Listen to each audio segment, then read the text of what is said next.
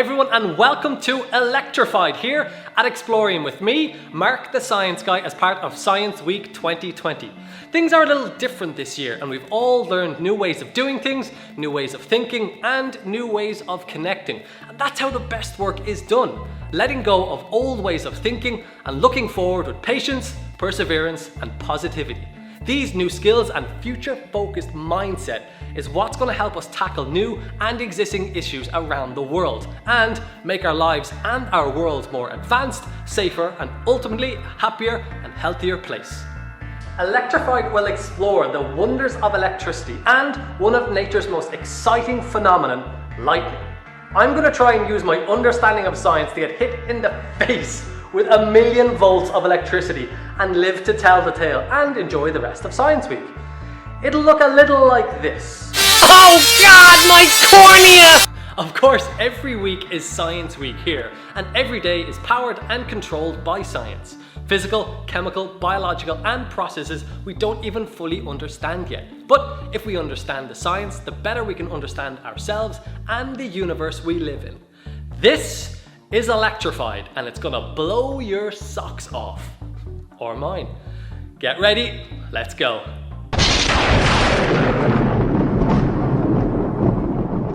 Electricity is a form of energy, and energy is the ability to do work. We need energy to do lots of things like run, play, and laugh. Electrical energy can be used to power our homes, the lights, heating, kettles, TVs, phones, computer games, so many things. And electricity is transported through wires and cables. And here in Ireland, the ESB supplies us with our electricity. It can also be stored in batteries. And it would be really hard to imagine life without electricity. Think about the things you do on a daily basis and you'll see how important electricity is. So let's take a closer look. Everything is made up of tiny particles called atoms. They're nature's Lego building blocks. An atom has a nucleus in the center, and inside the nucleus, positive charges called protons and particles with no charge called neutrons. And spinning around the nucleus are negative charges called electrons. And electricity is the presence or flow of these charged particles.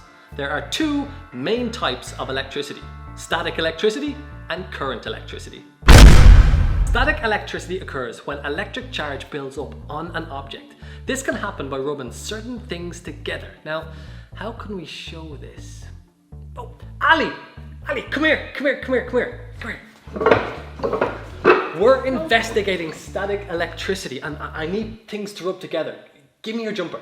Okay. I've come prepared with a balloon. Okay. Static electricity can occur when rubbing certain materials together. If I rub this balloon off the jumper, then electrons can transfer from the jumper onto the balloon. The balloon becomes negatively charged. It has extra electrons, and if I bring it close to the Rice Krispies, it should start picking them up. Do you mind? The negatively charged balloon has more electrons than the Rice Krispies. Opposite charges attract, so the Rice Krispies are attracted up to the balloon. Well, it is a lovely balloon. What a neat way to clean up.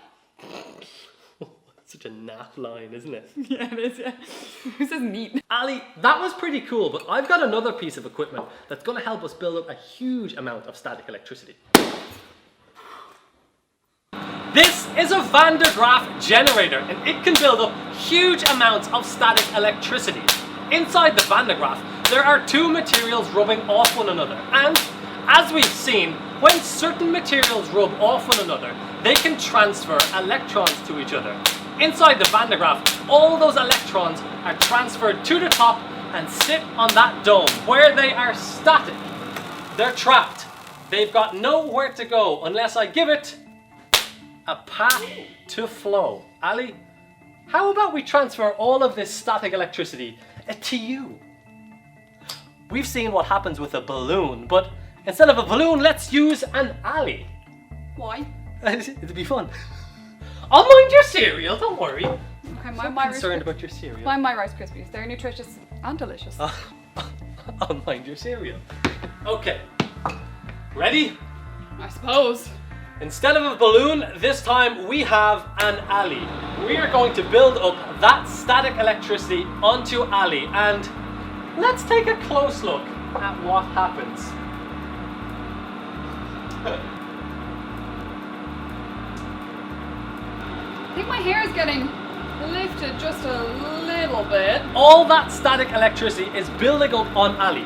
It's got nowhere to go. And as you can probably see, all those electrons are pushing out onto Ali's hair. Light charges repel and her hair is repelling and she looks absolutely crazy. Wonderful. Now, if I remove that charge,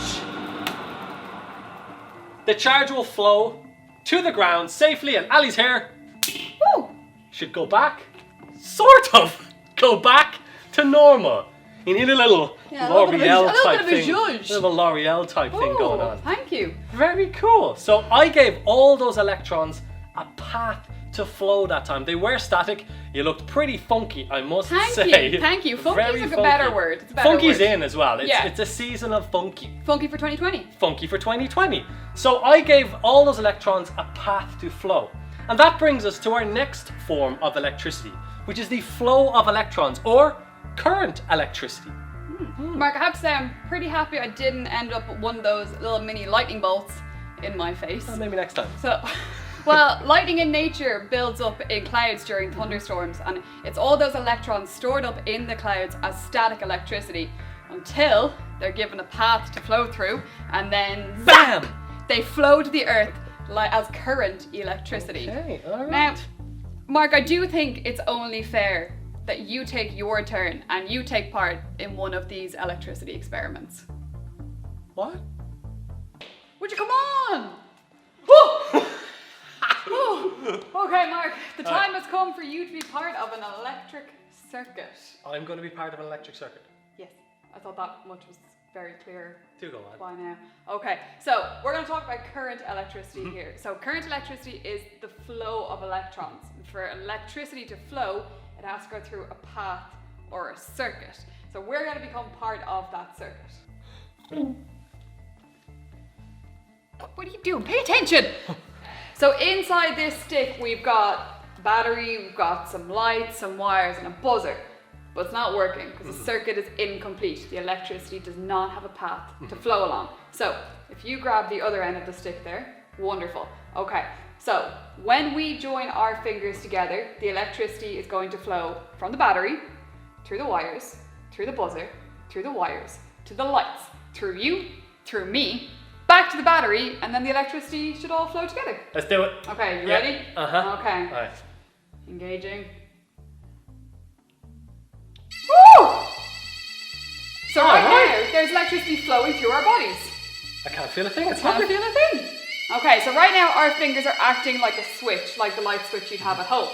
When you turn off the switch, what happens is you create a gap in your circuit. Create a gap and the electricity can't flow. Turn the switch back on, complete the circuit, and the electricity flows again. Give me a jam there. That wasn't too bad. I feel that was okay. Ali, that was okay. You kind of got me worried there a little bit. You were like, want to be part of a big experiment, electricity. I got a little worried, but that was fine. That was completely fine. It was totally fine. No. You didn't think you were getting away that easily, did you? That's not it. Not the Tesla Coil. The Tesla Coil. The Tesla Coil! This is the Tesla Coil, invented by Serbian inventor, electrical engineer, visionary and futurist Nikola Tesla, who was born in 1856. And he invented so many things to do with electricity and electrical energy, things that we still use today. We still use Tesla's system to transfer electricity through wires to our homes, houses and businesses and across the world, thanks to Nikola Tesla. He also invented many other things like remote control, neon fluorescent tubes, and he also invented the radio. And one of the greatest inventions of all time, the AC induction motor. But this machine, the Tesla Coil, is what we are going to use today as part of Science Week 2020 to send a bolt of lightning through me safely to the ground, safely being the most important word there. Now, Nikola Tesla had a different idea for this machine. He was trying to send electrical energy without using wires across the world to everybody. So today, we receive electricity through wires and cables, but Tesla was trying to find a way to send that electricity wirelessly through the air to everyone around the world for free. That's what Tesla wanted to do. That might be what Tesla wanted to do, but that's not what we're gonna do here today. Nope. So, Mark, remember what we said? We are going to make you be part of a current electricity experiment. Awesome. So our plan today is we are going to pass those 1,000,000-volt bolts of lightning around your body. You're going to become part of the circuit connecting the coil to the ground. Okay, speaking of current, I am currently a little worried, Ali. I mean, fair. This is a lot of pressure on you. You're going to protect me so I can enjoy the rest of Science Week. Yes, we are all going to use our collective understanding of science, build on the knowledge from Tesla to try and do something pretty cool for Science Week, aren't we? Well, it is Science Week. We've got to pull out all the stops. Yeah, absolutely. And just kind of for the fun of that, we tried to decide to send that bolt through me to the ground. That's electrifying, Ali. And a lot of pressure on you. You got to make sure you got to protect me so I can enjoy the rest of Science Week and all the other cool activities. Cool, yeah, I'm going to go get ready. Do get ready. Get ready. Please get ready. Please, science head on. Use the science. Ali is going to use her understanding of science and the Tesla coil to protect me because there will be huge bolts of real lightning shooting out of this Tesla coil, just like in nature, except we've trapped the lightning inside the lightning room here at Explorium. Now, these are real bolts of lightning. They're about 5,000 degrees Celsius, and they're going to create a lot of noise and a lot of thunder and a lot of really cool things, and I'm hopefully going to be protected. Because with lightning, you also do have thunder! Yes. So, as Mark said, the bolts of lightning coming out of the coil are incredibly hot. What they're going to do is they are going to heat up the air around them. As air gets hot, it expands. As that air expands, vibration or a shockwave travels all the way through the air to your ears, and you hear that big loud bang of thunder. You can make your own thunder at home if you just get a paper bag and you blow some air inside it. What is this? Trap that air inside. If you compress that air really, really quickly, ooh, you get an incredibly loud bang, like the incredibly loud bang of thunder. My ears are ringing. But because it is Science Week, we don't have any bog standard Someone answer thunder. that phone. Do you hear that ringing? We don't have any bog standard thunder. Instead, we've got special Science Week thunder Science for Week you. thunder. Ooh. I'm glad you heard I that like part. it. Science Week thunder. So in this room, what we can do is we can control the Tesla coil, meaning we can control the lightning that comes out of it, meaning we control the thunder that the lightning makes, Nice. meaning you should hear something pretty funky. You getting funky again? Pretty funky, Getting yeah. funky for 2020? Funky for What is 2020. this? Funky for 2020. Okay, I like that. So, but that's you. If you're gonna get funky, Ali, I want to get funky too. Okay, well I'm gonna be rocking out on keyboard. Well, I'm on electric guitar. Okay. Electric guitar. Electric Very guitar. apt for this. I think we need a band name. I think we need like an electric band name. You're on keyboard. I'm on guitar. Okay. How about AC/DC? Alternating current before COVID. During COVID. During AC/DC. COVID. AC. Alternating current during COVID. AC/DC. I don't think it's ever been used before. No, I think clearly couldn't have we been. should be okay. We're clear with AC/DC? I think we're clear with AC/DC. Okay. AC/DC, I Right, think well then, This in is that case, in tune. Just gotta tune the guitar. I know how to use it. Okay, It's okay. the tuning button. On. It's tuned. Okay, perfect. So we're ready to go then. What? No. What? You haven't talked about how you plan on protecting the science guy for Science Week, science guy in the face, Science Week in the face, In the face. AC/DC in the face. Protect me. You worry too much. Okay, I've got it covered. Hang on a second. You think you have this covered? There's a bolt to the face. To the face, Ali. To the face! To the face. Okay, Mark, I've got the face covered. So Okay. why don't you go and make sure the coil is ready to go. I'll go clean the coil. Okay. Okay, all right. okay. It's a bit all over the place. Like, I'm a bit worried about this whole thing. Okay, right. So, the plan for today... We don't have drums in this band. Okay, the plan for today is to make sure that as much as possible, the electricity will flow over Mark's body as opposed to through Mark's body. And to do that, we're going to use a special suit called a Faraday Suit. It was invented by Michael Faraday, and it's made of chainmail. Just getting ready. Just getting all good. Just getting warmed up. Okay, so the chainmail suit is made of stainless steel, and it's basically going to act as a barrier, kind of like a second skin. So the idea behind it is that the electricity will flow over Mark's body rather than through his body. If it went through his body, it wouldn't really end too well for Mark the science guy. So the suit's going to allow the electricity to flow over his body and safely down into the ground. That's the plan. Gee, Who knew cleaning was such hard work? out of breath, but it's clean. It's clean? It's clean. Okay. Oh, Are you sure you're feeling okay? yeah. Cleaning. Okay, so coil's Cleaning ready. takes it out of you, and you know what? Bit of cleaning. Clean. Coil is clean. Okay, coil's ready to go.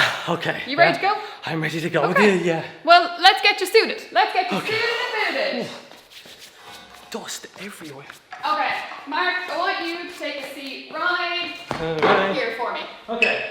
Put these on. Okay. And there's more, Ali. Yes. Please tell me there's. Again, you could have cleaned them. Some people. Some people. Alright, Okay. Ali, the glasses are ready. Excellent, because I also got you a really fetching pair of dungarees. Ooh, fancy. They got little feet on them too. Okay. Kind of like a onesie. Okay, excellent. You, Very fancy. Really funky. You pop Okay. that on you there. Okay. Okay, make sure you get the feet Yep. all the way down to the I bottom. will. Okay. I am getting ready. Okay, looks good. Okay, so this is what you're using to protect me? Yeah, it also makes you look pretty cool. Okay, excellent. Okay. How's it fit? Really, really good. Yeah? Yeah, really good. Cool. Okay. Make sure you put your straps on. It's a little chilly. It is made of metal. Check me out. Okay. Better just tighten up your ankles there. Oh, if you want to shimmy your feet in. I will. Shimmy, Okay, shimmy, shimmy. shimmy. Okay, we want to make sure there are no holes or any gaps in this suit because we do not want the electricity passing through me. We want it to pass around the suit into the ground safely because humans are good conductors of electricity. You've seen that from the energy stick. The electricity can pass through your body, but the difference between the energy stick and the Tesla coil is the amount of voltage and current involved. The energy stick was lovely. It was only really little, really small batteries. I didn't feel a thing. Safely passed through our body. We completed an electric circuit. But this, however, 1,000,000 volts, crazy current. You do not want to get hit unprotected with this. Unprotected, Ali, is high. I'm hoping that I really hope you don't feel a thing this time as well. At this time? No, that was really loud. You just shocked me. Let's get the shirt on. Okay. Okay. So I'll wiggle that into. Wiggle the hands in. Gloves slap. Okay. Let's. All right. We got one hand in. Okay. I'm Excellent. struggling with this though. What have you done? There we go. There we go. Protect all fingers. Okay. You could lose one. Hey. Which Shall one not. would you lose? Which one would you choose? I would to lose you. Okay, so now we got this, and please wrap them nice and tightly. Excellent. Okay. Okay. Okay. All right, then I'm gonna top it off with a little shimmy. You look pretty good. The Science Week shimmy. I call it the Science Week shimmy. Check it out, Science Week shimmy. You look pretty good. You want to do the Science Week shimmy? Science Week shimmy. And the face. I've just noticed. I'm like, it doesn't feel too bad. There's a It's pretty slight heavy. gap up It is here. stainless steel. It has a bit of weight to it, but like slight gap in the facial region. We're getting to it. Just want to be protected A bit preoccupied from with the face. the 1,000,000 volts of lightning. Okay. Okay. Science Week 2020. Before I go deep into the zone. Oh yes. Before we do that, we did say it was going to be pretty loud. Super loud. As Super loud as loud. an airplane taking off. Yes. You're more than up there, man. That was loud as an airplane jet taking off. So I'm going to put these in. These shall protect my hearing, which we shall then protect my face. Your face? My face. Okay. Okay. They are in my ears. Okay, you're shouting. Oh, sorry. So it's these. Okay. So Yep. let's pop the hood on. Okay. Okay, shimmy it down so you Just should be able to. Don't mind my nose.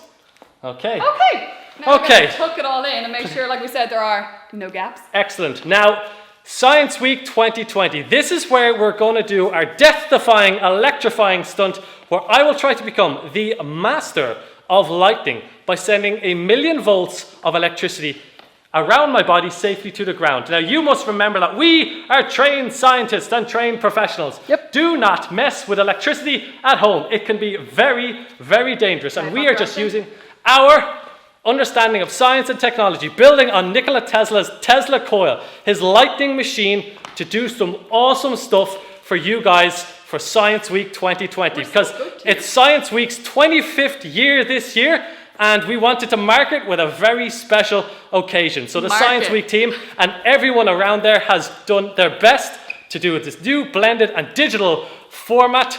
So that's why we are taking it to the next level. Ali, how do I look? Yeah, that's pretty good. Why, thank you. Pretty good. If you stop moving, Sorry, it'll be an awful lot easier. I'm getting excited, Ali. I can tell. Okay. All that nervous energy. It is getting that nervous energy. We're about to rock out with a Tesla coil and 1,000,000 volts of electricity.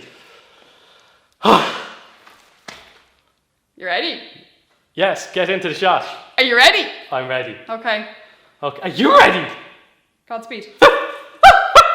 Okay, Science Week, this is it. This is where we go. Mark the Science Guy and Ali Knight here live at Explorium, about to send live electricity around my body safely to the ground. I will be part of an electric circuit on a very, very huge scale. Let's do this. Okay. Got a bit of atmosphere going in here. I think, do you know what we should add to this? I think we should demonstrate this electrical energy before. Oh. So, yes, we will be creating huge bolts of lightning, but we want to show you that Nikola Tesla's invention, the Tesla coil, did work. And we want to show you how. So this invisible energy is passing through the air, and we have got another one of his advancements, the fluorescent tube. The energy from the coil is going to pass through these fluorescent lights, and they're going to light up wirelessly, just like Nikola Tesla imagined and wanted to do. Okay, Ali, are you ready? Yes, you're still shouting. Okay, I'm still shouting? Okay. Let's get these out of my dance zone. Your dance This is my dance zone. Okay. Here we go. Okay. Woo. You ready?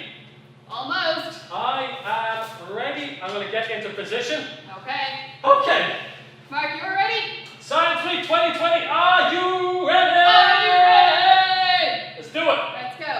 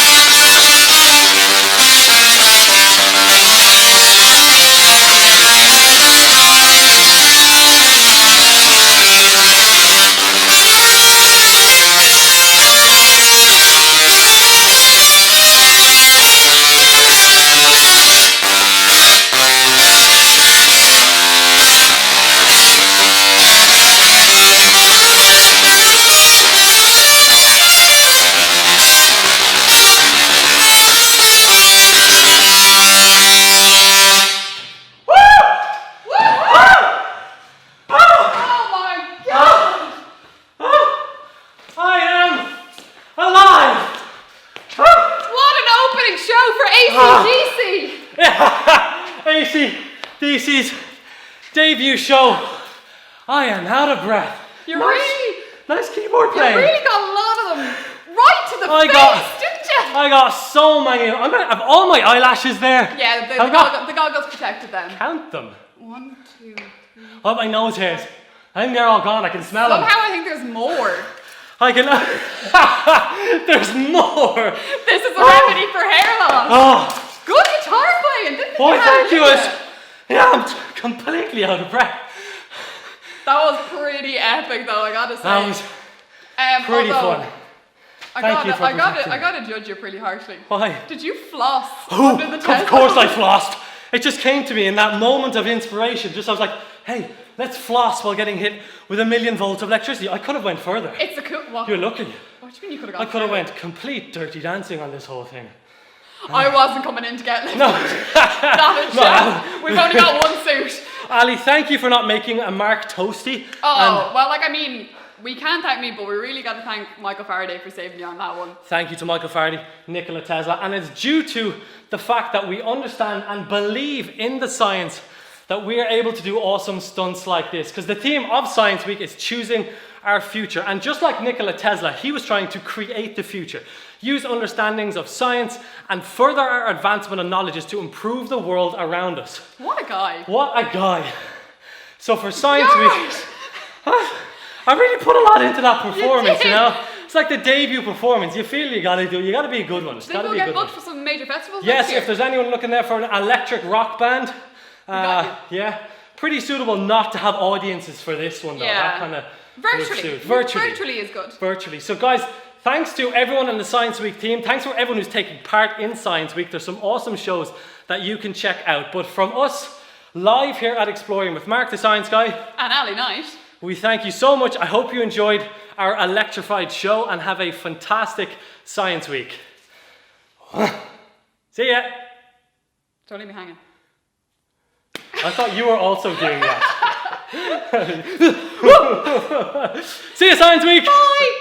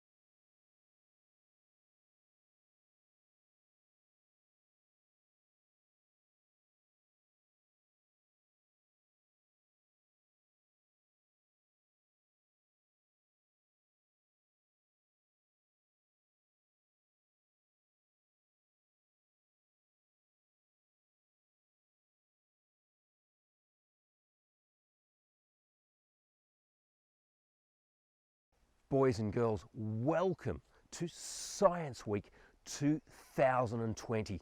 This year's a very, very different in that rather than me coming to you, you get to come to me and join me in my own garden to learn about dinosaurs from down under.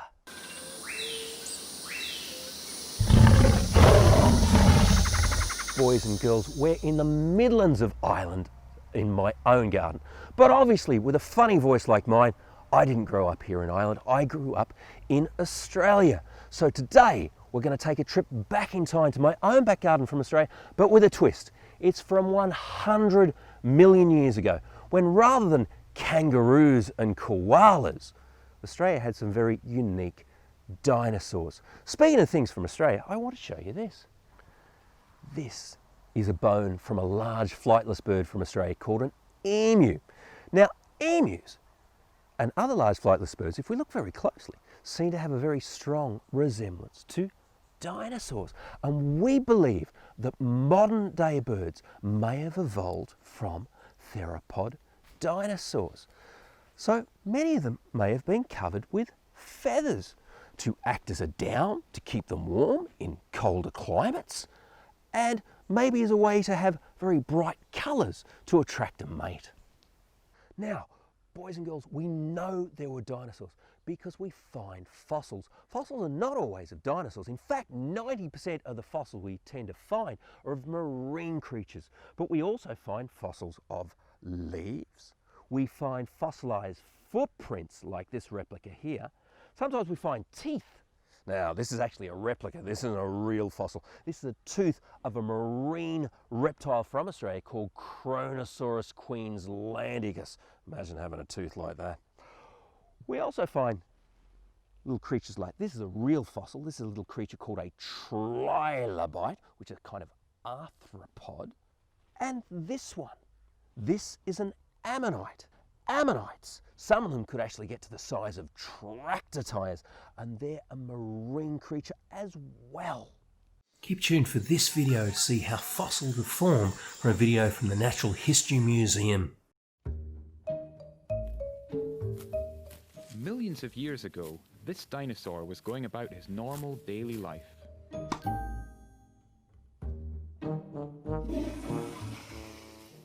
But his day went from good to bad. Really bad. After he died, other dinosaurs ate him, and the rest of his skin and muscles rotted away, leaving just his bones. These were quickly buried by mud. Over millions of years, more layers landed on top: mud, sand, and even volcanic ash. This added up to a lot of weight on top of the skeleton. Some parts got crushed. The layers of mud, sand, and ash turned into hard, sedimentary rocks.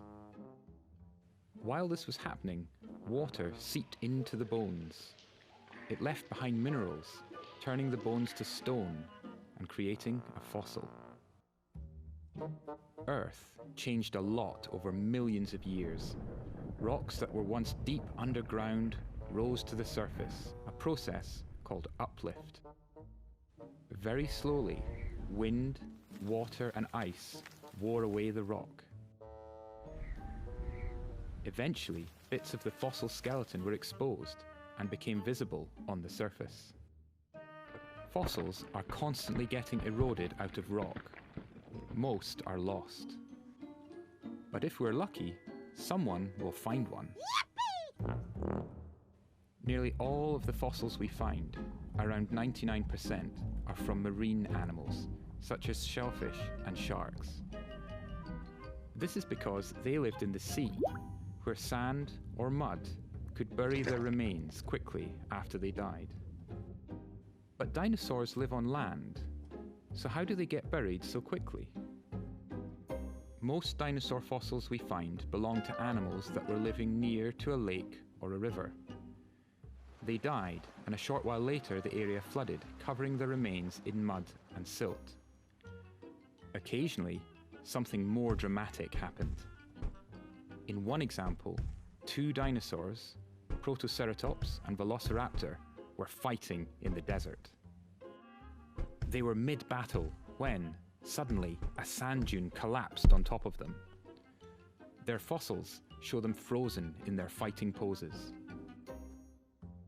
In another tragic example, the feathered dinosaur Sittipati was sitting on its nest of eggs when a sandstorm blew in and covered it.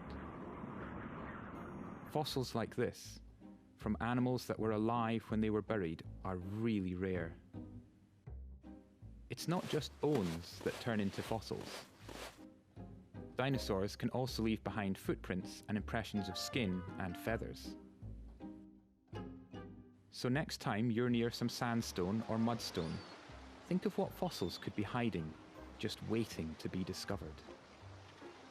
It probably won't be a dinosaur fossil, as they're so rare, but it could be a prehistoric sea creature like an ammonite, which went extinct at the same time as dinosaurs many millions of years ago. How fossils are found and how they're formed is very interesting. Say, for example, one of these creatures died 100 million years ago. It falls to the bottom of a lake or sediment area, and then is covered by mud. Over millions of years, this mud is covered by more mud, maybe sand, maybe volcanic ash, And over millions of years, these fossil areas, they're compressed and water enters the bones and becomes mineralized. And that's how fossils are formed. As well as fossils, we find sometimes things called living fossils. They're plants which have existed from the time of dinosaurs. Things like cycads, which have been around since the time of the dinosaurs. They normally grow in very dry areas. We find tree ferns and ferns grow in very moist areas and ditches and alike. And there are some trees which have existed since the time of the dinosaurs, like monkey puzzle trees. Now they're very spiky. The reason they're spiky is to protect them from being eaten by sauropod dinosaurs when they're only young. And a relation of the monkey puzzle trees is this plant here. This is the Walamai pine. The Walamai pine was only found in the mid-1990s in a secluded gorge to the west of Sydney. When this tree was found, the only evidence of it previously had been in the fossil record of leaves. So we found a living fossil. Now this is an amazing tree which has survived many ice ages. It's got fantastic little features called polar caps. And these here are seed heads. Some of the first seed heads to emerge in Ireland.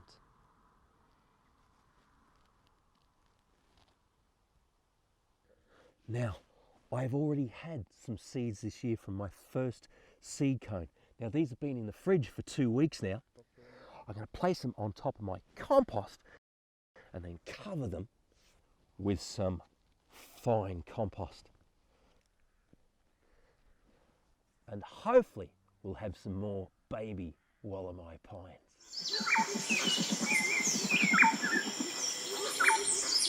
I know I could probably talk about trees and plants forever, but that's not really what you want to learn about.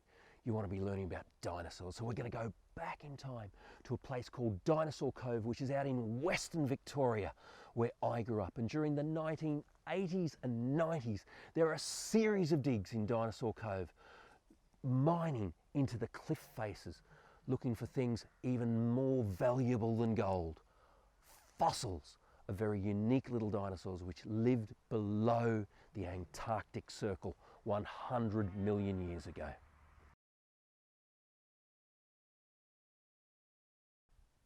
Now, our Leilani Asaurus dinosaur, she's a vegetarian dinosaur. She's eating plants like mosses and liverworts and tree ferns. And remember we said she's got these really big eyes, hello, because she's nocturnal. Now she's a parrot beak as well. She's not going to hurt me or anything. She's very, very cute. She was named after a little girl called Leilani.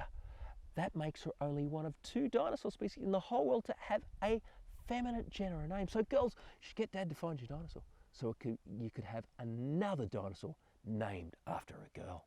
Now, the next dinosaur we're going to talk about is a Mataborosaurus. The Mataborosaurus is from the northern Australian state of Queensland. Now, the Mataborosaurus is a very large dinosaur, almost the size of a double-decker bus. And it's got some interesting features. An iguanodon-style dinosaur. It had 2 rather large, if you like, fingers, and perhaps these large fingers were used to protect itself. It also had a big lump on the top of its skull, which might have been covered with skin, and it used this skin to project and oscillate and make sounds. You guys can do that too, by covering your nose like this.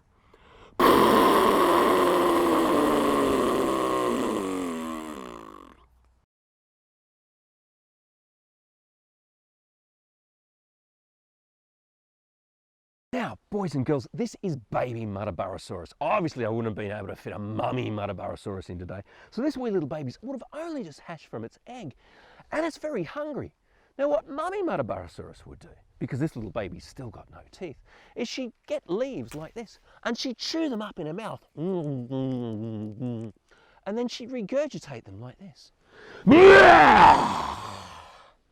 So, boys and girls, who would like to pat the baby dinosaur that eats spew and vomit.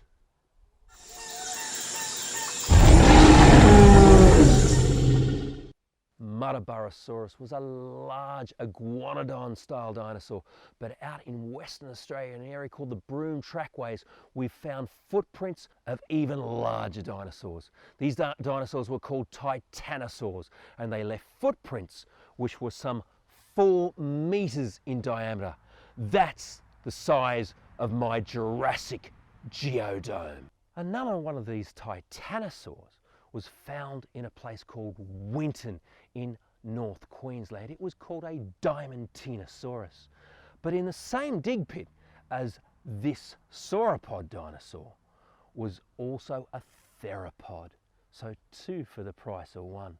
This theropod dinosaur was the most complete skeleton of a theropod dinosaur in Australia found so far. It had teeth like this, but its real weapon of choice was its killing claw like this.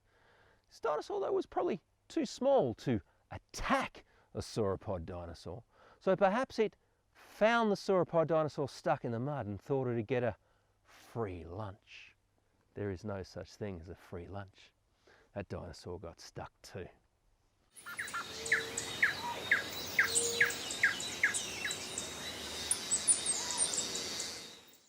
Now, our Australovenata, who got stuck in the mud, left me with another baby to look after.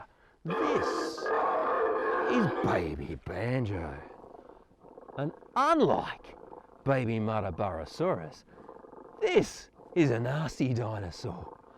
Look what it did to my thumb when I was feeding it last night.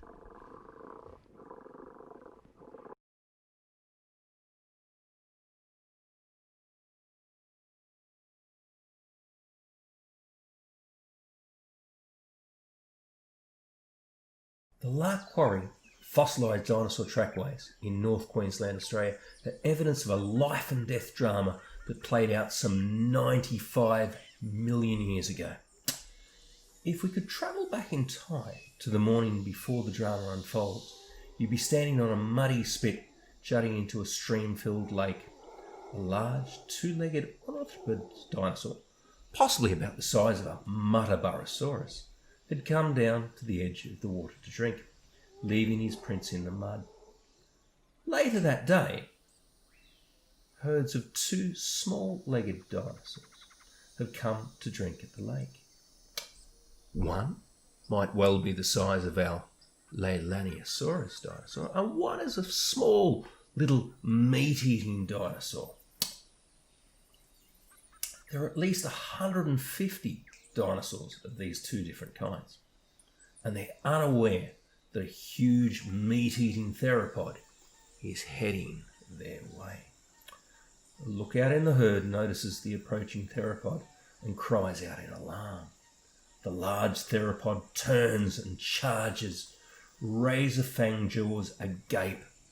Trapped against the water, the smaller dinosaurs wheel and turn. One group follows the bank.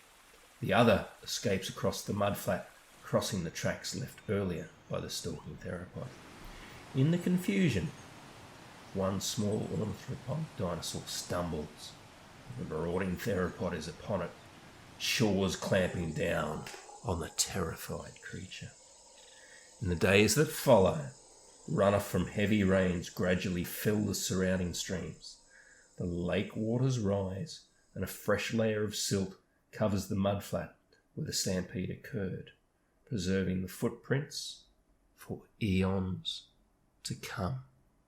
Boys and girls, I hope you're having a fantastic science week and you really enjoyed the Dinosaurs Down Under show. We'll see you next time, where hopefully we'll be live.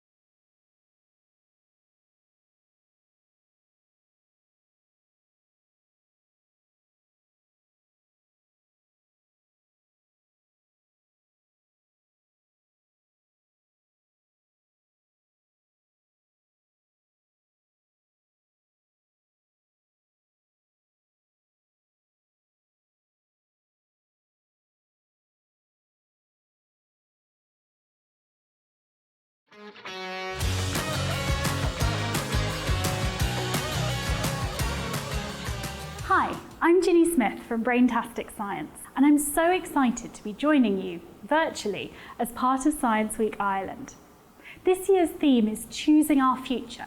Throughout the week, there are all sorts of events going on, exploring how science can help us build the best future possible for ourselves and for others. But, of course, it's not possible to choose anything without your amazing brain. And at Braintastic, we're all about discovering how understanding your brain can help you to make the most of it. So today, I want to tell you a bit about your brain and how it understands the world around us using your senses. But first, I'm going to start with an illusion. Take a look at this spiral and keep your eyes focused right in the middle of the screen. It's okay to blink. Blinking's fine, but what I want you to do is keep your eyes as still as you can and keep them right in the middle of that spiral as I talk to you. So while you're staring at that spiral, your eyes are sending messages to your brain. They're traveling down neurons or nerve cells that's carrying the information from your eyes to your brain. And because that information is being sent over and over again, as you keep staring at that spiral and keep your eyes still, something really interesting is going to start to happen in a moment. So what I want you to do is just keep your eyes focused there for a few more seconds, then we're going to cut back to my face and hopefully you'll see something interesting happen. Okay, we're going to cut back in 3, 2, 1. Look at my face. Do you see something weird happening? Now, hopefully some of you will have seen it look like my face was expanding or kind of exploding. I can promise you my face is fine. That didn't actually happen. It was a trick that your brain was playing on you. And over the next 25 minutes or so, I'm going to show you loads more ways you can trick your brains and what that tells us about how our senses work. But first, I need to tell you a little bit about your brain. So I've got a model of a brain here, and this one is actually life-size. So this is roughly how big an adult human brain is. So you can see that it's not actually that big compared to the rest of my body. But it actually uses about 10% of the food that you eat every day. 10% of your food goes to powering your brain. And that's because your brain is always so busy, it's always working, taking in information from the world around you and trying to make sense of it. And it does that using special cells called neurons or nerve cells. And your neurons look a little bit like this. So this is a cuddly version of a neuron, and this is a bit what the cells in your brain look like. Obviously the ones inside your head are a bit smaller and they don't have the googly eyes, but otherwise they look roughly like this. You've got about 86 billion of these inside your head, and they can make about 100 trillion connections. So that means there's more connections inside each of your brains than there are stars in the Milky Way galaxy, which I think is pretty incredible. But why does all this matter? Well, our nerve cells, our neurons and our brains are there to help us understand the world around us. And we understand the world around us using our senses. That's what sends messages to our brain, and then our brain kind of works out what's going on from those messages. So I'd like you to have a think about how many senses you think we have and hold up the right number of fingers.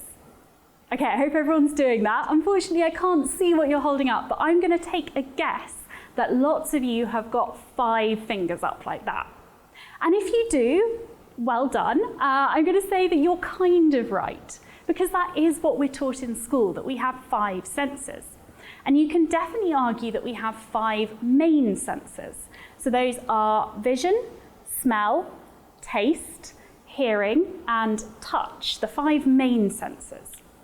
But we actually have lots more senses than that. Scientists don't quite agree on how many there are, but there are definitely more than 5. There's things like your sense of temperature, so you know how warm it is, your sense of weight, so you know how heavy something is, and your sense of balance. So what we're going to do today is we're going to look at those 5 main senses and a few other ones, and we're going to do some little experiments that you can all join in, and I'm going to show you how important your senses are, but also how important your brain is for understanding your senses. because by tricking your brain, we can figure out a little bit how it works. The first sense I want to look at is vision. This is probably the most important sense for humans. We use our sense of vision all the time, but there are lots of different ways that it can be tricked. So I'm going to show you a couple of my favorite visual illusions today. What I've got here is a picture of a checkerboard with a kind of green cylinder on it. And I'd like you to have a look at square A and shout out what colour you think that is. Okay, now let's have a look at square B. What colour do you think that is? So hopefully most of you said that square A was black or dark grey and square B was white or light grey, because I mean that's how it looks. But it turns out that this picture is playing a trick on your brain. So if I take this other piece of paper which has a couple of holes cut out of it and just pop that over the top so that only square A and B are visible, you should be able to see that they're actually exactly the same colour. And what I love about this illusion is as soon as I take that piece of paper away and show you the original thing again, they go back to looking different. It's pretty cool, isn't it? So the reason this works is because of the way your brain takes into account lighting. So you've seen lots of things over the course of your life, and you know that they don't change colour when you go into a different room where the lights are different. So if you had a banana in the kitchen, you'd know that it was yellow. If you took it outside into bright sunshine, you'd know that it was still yellow. What's changed is the lighting. So your brain is always subtracting the effect of lighting, trying to ignore it and show you the colour of the real banana underneath. And that's where it's come into a problem here, because this isn't real, it's a picture. So in this case, its calculations get it wrong. So if you look at square B, it's in the shadow. So what your brain does is it says, well, that square must be lighter than it looks, because when things are in the shadow, they look dark. So it's taking away some of that darkness. And square A looks like it's in bright sunshine. So your brain thinks it must be darker than it looks. So it takes away some of that lightness. So your brain's trying to show you what's really underneath. But in this case, it's getting caught out. So that's one really great illusion that I love that's all to do with brightness and colours. There's another one that I want to show you now that's to do with movement. So if you have a look at this image, hopefully some of you will see that it looks like it's moving. I can promise you it isn't. It's a completely static picture. It's not moving at all. But lots of people will see it looking like the circles are kind of moving around. And if it's not working for you, one thing that can help is to kind of move your eyes from dot to dot, and that can help start it moving if it's not working. Now, scientists don't actually know why this illusion works, which I think is pretty cool. But what we do know is that if I could put you in a brain scanner while you were looking at that picture, the part of your brain that's active when you see real movement would be active when you're looking at that picture. So you really are seeing movement that isn't there. And the other thing we know is that we're not the only animal that sees this. Scientists have done experiments that found that fish see movement in this picture as well. And there's been some less scientific studies done mainly on YouTube that show that some cats seem to as well. So I can highly recommend, if you have a cat, find this illusion. It's called the rotating snakes. Print it out and show it to your cat, and some of them will start pouncing on it. We don't know exactly why it happens, but we think it's something to do with the different colours and how bright they are, tricking our brain into thinking it's moving. But it's a pretty cool illusion, I think. The next sense we're going to look at is hearing. And hearing's another really important sense. You're using it right now to listen to me. But just like our other senses, hearing can be tricked. So I'm going to play you a little audio illusion now. In a second, you're going to hear a clip of my voice telling you to do something. But what I've done is I've messed around with the audio so it sounds really, really strange. All I need you to do is listen carefully, and if you can understand what I'm saying, just follow my instructions. Okay, we'll play it in 3, 2, 1. Please raise your hand in the air. So I'm assuming that no one is doing anything right now, because usually no one can understand what I was saying in that clip, because I've messed around with the audio so much. But what I'm going to do now is I'm going to play you the original version with that clip that I haven't messed around with. You don't have to do it this time, just listen.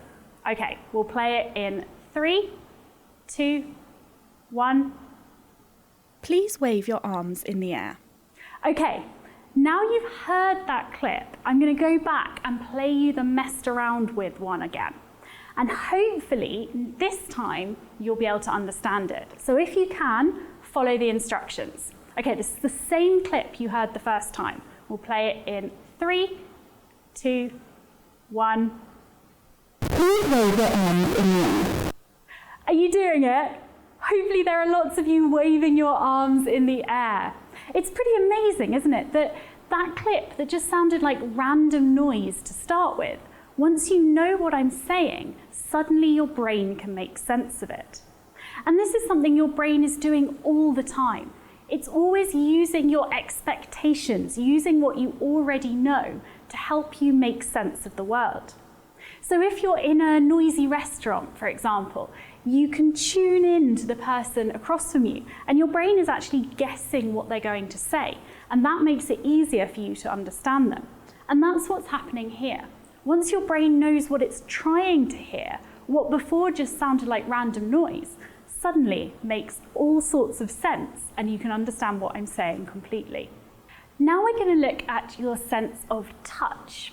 And your sense of touch happens in your skin. You've actually got receptors, special cells that detect different types of touch all over your body and all over your skin. But again, your sense of touch can be tricked. So I'm going to show you how that can happen today. And this is an illusion called Aristotle's illusion. It's a really, really old one.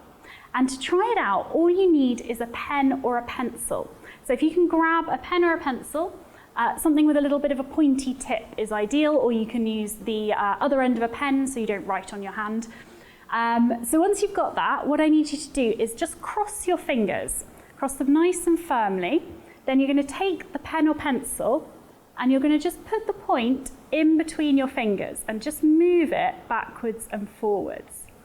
And hopefully you'll feel something really weird. You might need to try a couple of places, but when you hit the right point, it will suddenly feel like there are two things touching your finger. So why does that happen? Well, your fingers are very rarely crossed like this for any length of time. So normally, if you had something touching this part of your finger and that part of that finger, that would mean it was two different things, because if you uncross them, it's touching the outside of that finger and the outside of that finger. And it's impossible for something to do that unless your fingers are crossed. So because you hardly ever spend time with your fingers crossed, your brain assumes that your fingers are uncrossed and that there's two things touching them, rather than that they're crossed and there's one thing touching them. It could be either of those things. Your brain doesn't know which one it is, so it has to make a guess. And it guesses the most likely one, which is that your fingers aren't crossed, because 99.999% of your life, you don't walk around with your fingers crossed. So that's what the brain is doing all the time. It's making these guesses about what's going on in the world, and that's why illusions can trick it. Now I'm going to show you another one now, and this one actually involves two senses, your sense of smell and your sense of taste. So hopefully you all have with you a fruity sweet, something like this Starburst that I've got with me here. So what I'd like you to do is, if it needs unwrapping, you can start unwrapping it now, but don't eat it just yet. We want to give everyone a chance to eat it together. Okay, so I'll give you a second to get it unwrapped. Then once everyone's got theirs unwrapped, what I'm going to get you to do is hold your nose. You're going to hold it nice and tightly so you can't breathe through it, but not so tightly it hurts. Okay, then keeping your nose held, pop the sweet in your mouth and give it a quick chew and have a think about what flavors you're getting. Okay, now keep your nose held. I'm going to count you down from 3 and then I'll tell you what to do. Okay, so keep holding on for 3, 2, 1. Now let go. Has the flavor changed? Hopefully you've noticed that as soon as you let go of your nose, that sweet tastes so much better. And the reason for this is what we think of as taste is actually a combination of taste and smell, and we call that flavor. So you detect tastes with your tongue, You've got things called taste buds, special cells on your tongue that detect different tastes. And you've actually got them all around your mouth as well. And what happens is when you're chewing food, they detect the 5 basic tastes. There might be 1 or 2 more, but we know that your tongue can detect sweet, sour, salty, bitter, and umami. But that's not very many things. If you think about how many different flavors you can think of, it's way more than just those 5 or even a combination of them. And that's because most of flavor actually comes from our sense of smell. So even before you put food in your mouth, little molecules are floating off it and going up your nose. They're being detected by smell sensors inside your nose, which send signals to the brain. The brain then combines those with signals from your tongue. So when you put the food in your mouth, you're getting those taste signals from your tongue, but as you chew the food, more of those little molecules are going up the back of your nose and being detected by your smell receptors.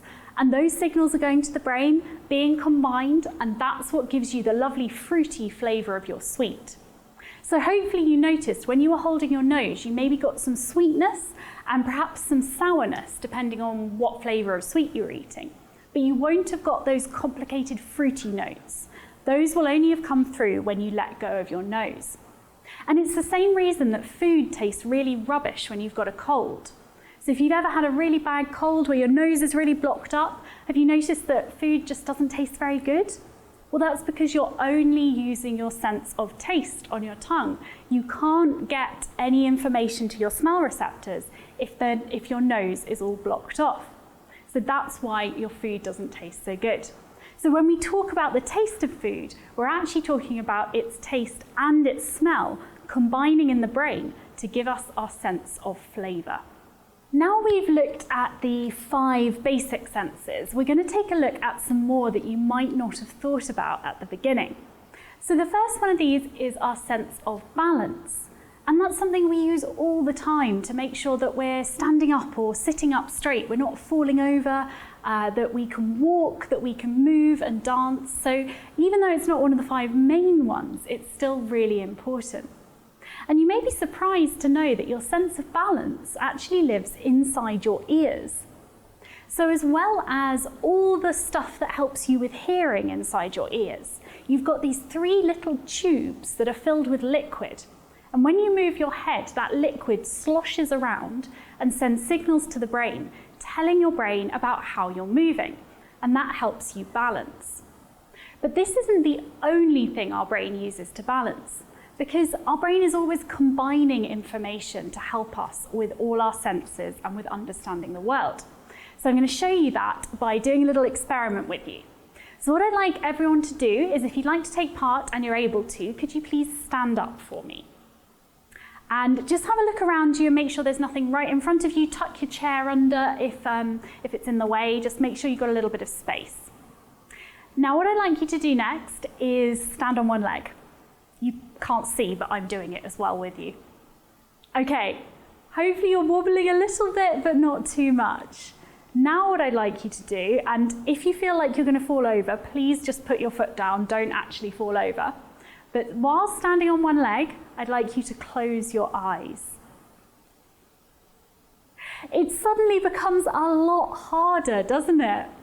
Okay, you can all open your eyes, put your foot down, and take a seat for me. So hopefully what you noticed is that it was a lot easier to balance when you had your eyes open than when you had your eyes closed. And that's because while we do have these organs inside our ears that help us to balance, we also use our sense of vision. So what you might have noticed is that while you had your eyes open, you were staring at the wall, looking at something opposite you that wasn't moving. And that can be really helpful because by looking at that still thing, your brain can compare whether you're moving with whether that thing is moving. And that can be really helpful to balance. So your brain combines the signals from these tubes inside your ears that are telling you about your head moving and the vision that it's seeing of the still thing on the opposite wall. You also use balance sensors in your ankles. So you might have noticed when you were balancing, your ankle kind of wobbles like that, and you can feel how it's wobbling and you can feel the floor underneath you, and that helps you keep your balance as well. So if you want to make this harder, this experiment, and you can try this when you get home, but you must make sure you've got an adult with you to catch you because it's very easy to fall over.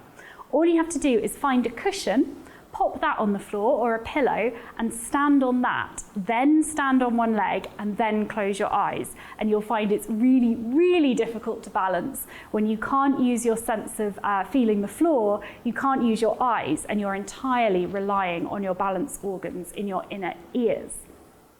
So that's balance. And another sense that we use all the time is our sense of temperature. So you know if it's a cold day where you are today or if it's a hot one. You know if you're eating cold ice cream or hot soup. And those are really important things to know about. And you have temperature receptors all over your skin. So if you touch something hot, you know about it straight away because those temperature sensors send signals to your brain. And you've also got temperature sensors inside your mouth because, as I say, you need to know if the food you're eating is the right temperature. And it's those that we're going to trick today. So hopefully you've got with you a mint. And I have a little box of Tic Tacs. You can use any kind of minty thing that you've got around, even toothpaste, but you don't want to actually eat that. So what I'd like you to do is, first of all, I'd like you to take a deep breath in through your mouth and out again. And feel the temperature of the air flowing over your tongue. Okay, one more time. Okay, feel that air. Now I'd like you to eat your mint, please. I'll give you a moment to do that. Make sure you're swishing it all around your mouth, getting that nice mintiness covering every bit of your mouth. Now there's a special chemical inside mint that makes it minty, and that's called menthol. And menthol does something really interesting. As well as giving you that minty flavour, which remember flavour is a mixture of taste on your tongue and smell coming up through your nose, so you've also got menthol going up into your nose, giving you that lovely minty smell. But menthol also sticks to your temperature receptors on your tongue, and it does something interesting to them. So once you've finished your mint, crunch up the last bit, swish it round, swallow it down. Now I'd like you to take another breath in through your mouth and think about whether the air feels any different.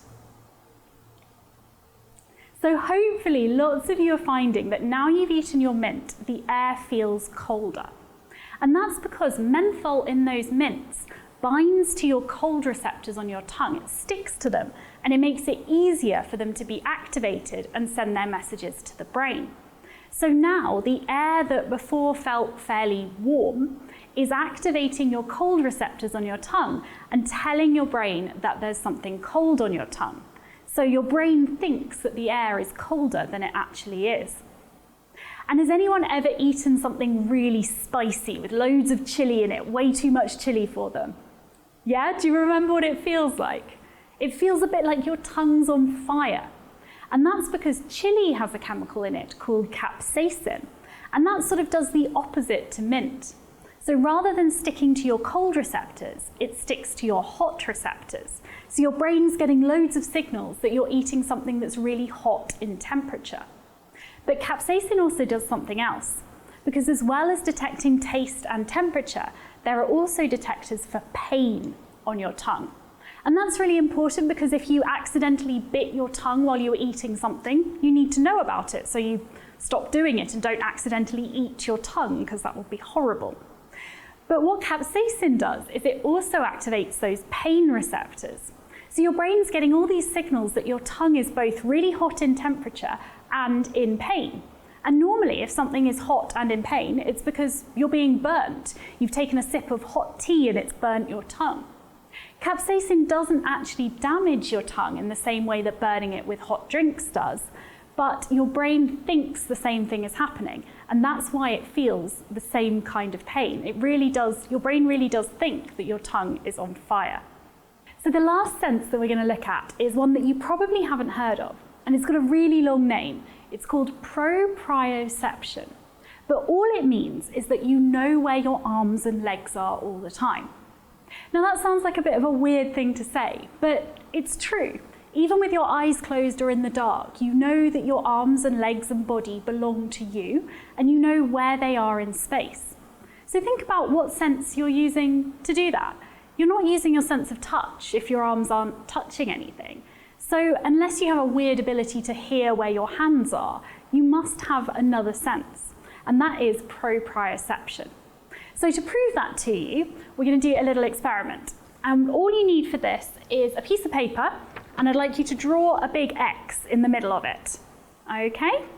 And then just pop it on the desk in front of you.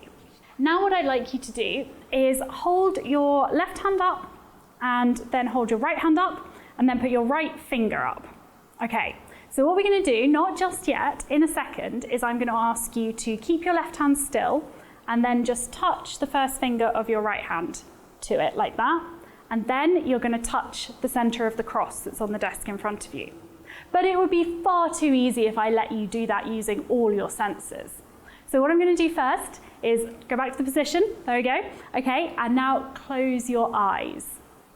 Okay, so first up, I would like you to touch your finger, please. Eyes closed. Great. Now go back to the original position. And keeping your eyes closed, now try and touch the cross. Okay, you can open your eyes. Hopefully you found it easier to find your finger than you did to find the cross. And that is because of your sense of proprioception. That was telling you roughly where this hand was. You might not have been perfect, but you probably got pretty close to the finger. Whereas you don't have a sense of where that piece of paper is. You're only going on your memory, and that's not as good as actually using a sense. So that's why your sense of proprioception is so important. It tells you where your body is, and it helps you move and dance and walk and jump and all of those things, because you need to know where your body is in order to do those. So I've shown you today lots of different senses and lots of different tricks that we can play on them. But I don't want you going away thinking that means your brain isn't very good at what it does. Actually, these tricks are just interesting because they tell us a little bit more about how our brain works. And what's so amazing is the role our brain plays in combining information from all of our senses and building up this picture of the world that means we can walk around, we can run, we can jump, we can sing, we can do all of these things because of our amazing brains. And because our brains combine information from the different senses. So to show you that, I'd like you to have a look at this GIF. Some people feel like they can hear a noise. Can you hear anything? Other people feel like they can almost feel it. So there's no sound here, but because of the way the video works and the way it sort of shakes as the pylon lands, our brains think that they can hear something. Normally, if something really big and heavy was jumping, it would make a noise and it would make the ground shake. So your brain is kind of filling in those gaps and telling you what it thinks should be there rather than just exactly what's there. I really hope you enjoyed that whirlwind tour of your brain and senses as part of SFI's Science Week and learned a little bit about how important your brain is for making sense of the world. And the fun's not over yet. I have a hands-on activity for you all where you're going to make your own illusion based on yet another sense, your sense of weight. I really hope you have fun making it and testing it out on your friends and family. I'm Ginny Smith from Braintastic Science, and you can find us on social media. Just search Braintastic Sci, or head to our website, braintasticsci.com, and sign up for our mailing list. Sadly, I can't be there to answer your questions today, but we're going to be starting a regular Curiosity Corner slot on our platforms, where I answer your questions about the brain. So if you do have any questions, send them to me on social media or by email, and keep an eye out to see if yours has been chosen. We also have an exciting launch competition coming soon, so keep your eyes peeled for that too. And whatever you do, stay curious.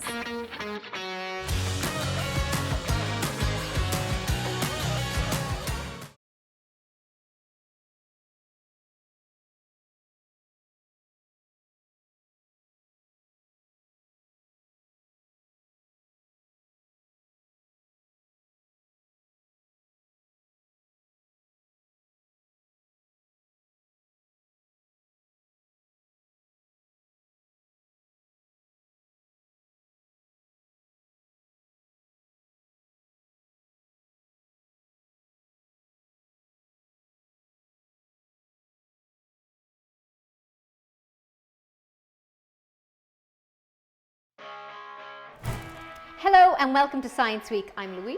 I'm Aisling and we're Foodoppi and this is Eat Your Science. We are going to show you how to do some really cool, fun experiments today. You're going to break all the rules, play with your food, and you can recreate these in school or at home. Now, before we start, I'd like to ask you a question. What do you think a scientist is?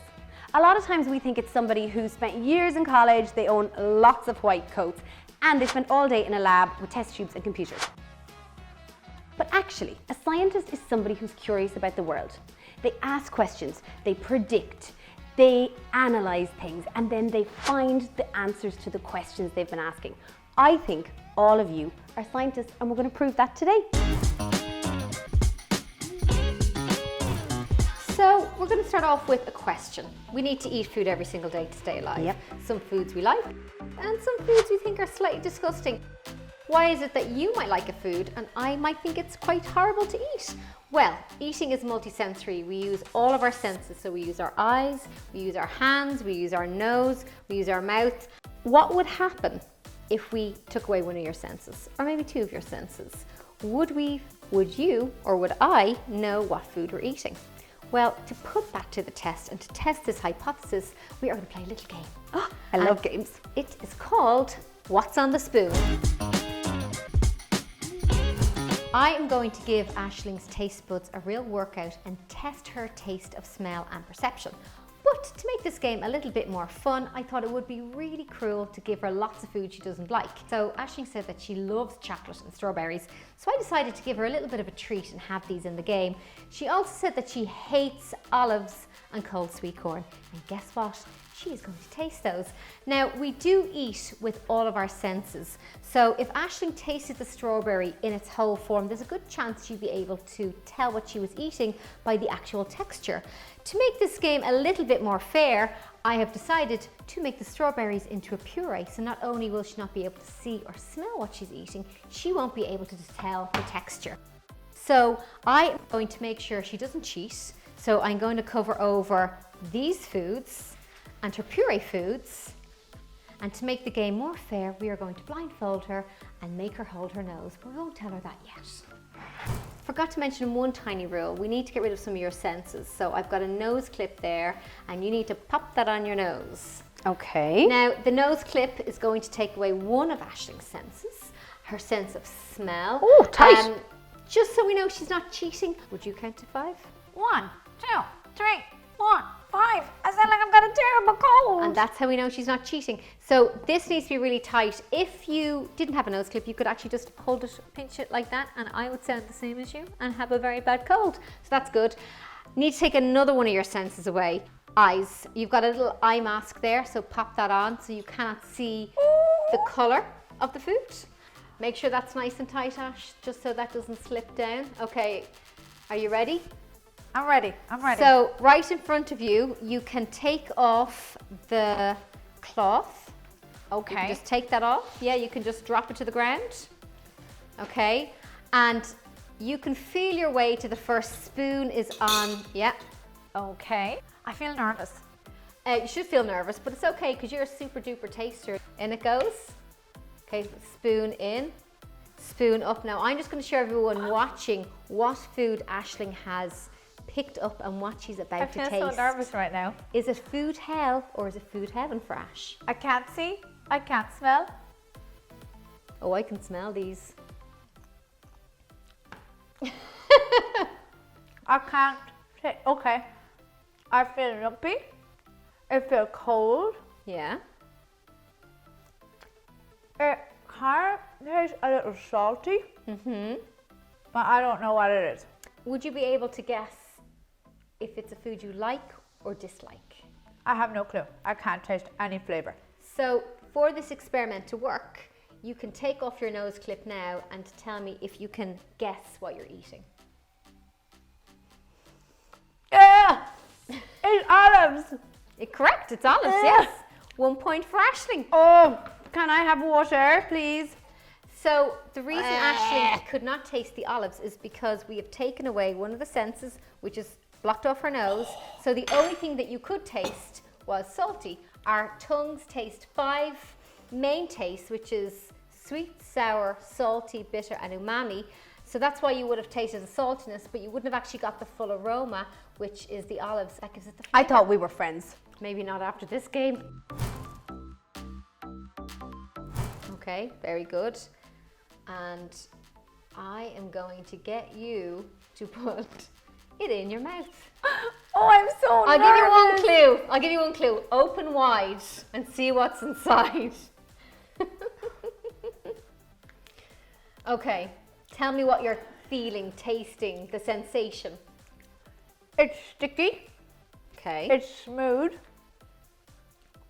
A little bit sweet. Okay. I can't taste anything else though. You've no idea what you're eating. You've no idea if that could be fish eggs or if that could be avocado. No. Okay, I want you to take off your nose clip now and tell me what you think you're eating. Chocolate. It's chocolate. Did you ever think that you would have chocolate in your mouth and not know it? Never. That's incredible. I couldn't tell that it was chocolate in my mouth. It tasted just sweet and sticky and coated the inside of my mouth, but I had no idea it was chocolate. That's incredible. Okay. I go to the right direction? You're in the right direction, yes. Scoop, pick it up and pop it in your Oh, mouth. I hope this is ice cream. Oh, it's cold like ice cream. Maybe custard. Custard, what's the texture like? It's smooth and it's moving around my mouth. But I don't know if it's sweet. I don't know if it's salty. I don't know anything. It's nothing. I could taste nothing. Nothing. So do you think this is a food that you would like or food that you don't like? I probably like it. Okay. You can take off your nose clip now if you'd like. Any idea what it's tasting like now? What is it? It's sweet corn. I hate sweet corn. Oh. But you had no idea what you're eating. You could not taste that. But I can taste it now. You can taste it I now. had no idea what that was. You need to take a big drink of water. Oh, Louise, this is hard. I thought this was a fun game. It is a fun game. It's fun for me watching you suffer from foods that you thought And you all the boys loved. and girls, I bet. Okay, have I one more to go? Well, what do you think, everyone watching? Do you think we should get one more food inside, Aisling? Do you think we should do one more? Okay. Okay, over, down. No, over the way. Over, down, down. No, over. Into the bowl. Over. Yep, perfect. Yep. Big spoon. I'll give you one hint. Just take your time putting it into your mouth. Might make a mess. Oh, okay. Blowing it could be really hot. Oh. Okay, and now you can eat it. Okay. Any idea what you're eating? Any idea at all? It's a little bit tangy. It's liquidy. It felt like there was little teeny tiny seeds or little bumps in it. And would you be able to tell from that what you're eating? No, I can't taste any flavor at all. So if it was a vegetable, if it was a fruit, if it was a grain, no idea? No idea. Okay, you can take off your nose clip and tell me what you think it is. It's strawberry. You can take off your mask. Ah, I can It's smell. strawberry. I can smell the strawberry. It's like the smell is still inside my mouth and just going up the back of my nose. So we've used science to prove that by taking away some of your senses, foods that you love or that you hate, you cannot tell what you are eating by simply taking away your nose that you smell with and your eyes that you see with and changing the texture by blending everything up. That was an amazing hypothesis. It was great, and I'm so happy I didn't have to taste any of the food. I was brave. You know what, guys? You can be brave and scientific too. You can totally try this game at home. So take some random foods that are in your kitchen. You can play with your mums and dads, with your brothers and sisters, or you can do it in school, in class. What you can use is some Skittles. So cover your eyes, pinch your nose so you block off the air getting up through your nose, and then you can guess the Skittle. So it's a really, really fun game to play in school to prove the hypothesis that you need your nose and your tongue to taste and detect the flavour of food. We really hope you enjoyed this one. You can actually throw me a Skittle and I'll like close my eyes and I'll try and taste it. In your mouth. No, I'll try and catch it, like throw it into my hand and I'll see if I can like, have you thrown it? My phew. You're trying to throw it at my face. Like actually try and get, well done, Ash. The sense of smell is called olfaction.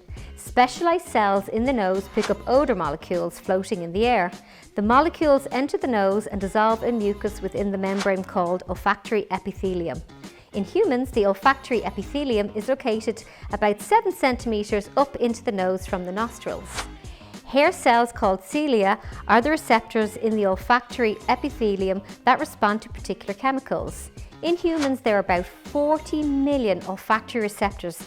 That might sound like a huge amount, but is actually really tiny compared to a German Shepherd dog who has 2 billion olfactory receptors. The olfactory sense has 2 sensory systems, orthonasal and retronasal. Orthonasal is associated with the inhaling of external odours, and retronasal detects internal odours from chewing and swallowing. Both orthonasal and retronasal help us taste food. As you take in a piece of food, a little air is forced up the passageways at the back of the mouth, where the scent receptors in the nasal cavity detect thousands of volatile chemicals to detect flavours.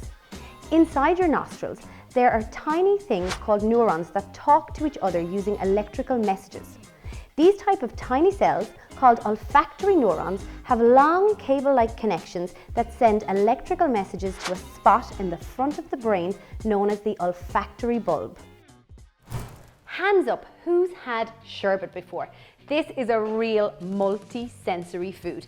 It's fizzy, it's fruity, it's sour, and it's full of flavour. And this is a really cool experiment you can do to become a food scientist. Okay, what are you going to need? You're going to need some citric acid, some baking soda or sodium bicarbonate. You're going to need some sugar crystals jelly and some icing sugar.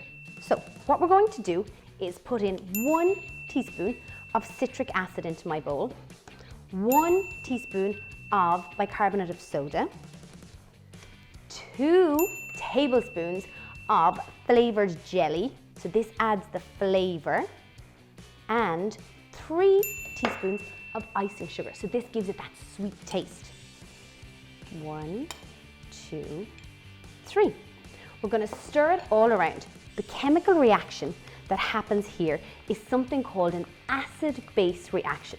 So we know we need our tongue to detect flavour, but our tongue can also detect gases and texture. So when an acid, the citric acid, combines with a base or an alkali, which is the sodium bicarbonate, it produces a gas. That gas is called CO2, or carbon dioxide. But it has to happen in the presence of water or a liquid. So if I take my spoon and I put my finger on the sherbet, there's no fizzing. I can't see any gas, I can't feel any gas. However, if I use a liquid like the saliva on my tongue or a little bit of water, this acts as a catalyst and it speeds up the chemical reaction, and we're going to see this fizzing sensation. So I have a slice of apple here that I'm going to use as though it was my tongue. So imagine the apple is my tongue and I've got some water in my pipette.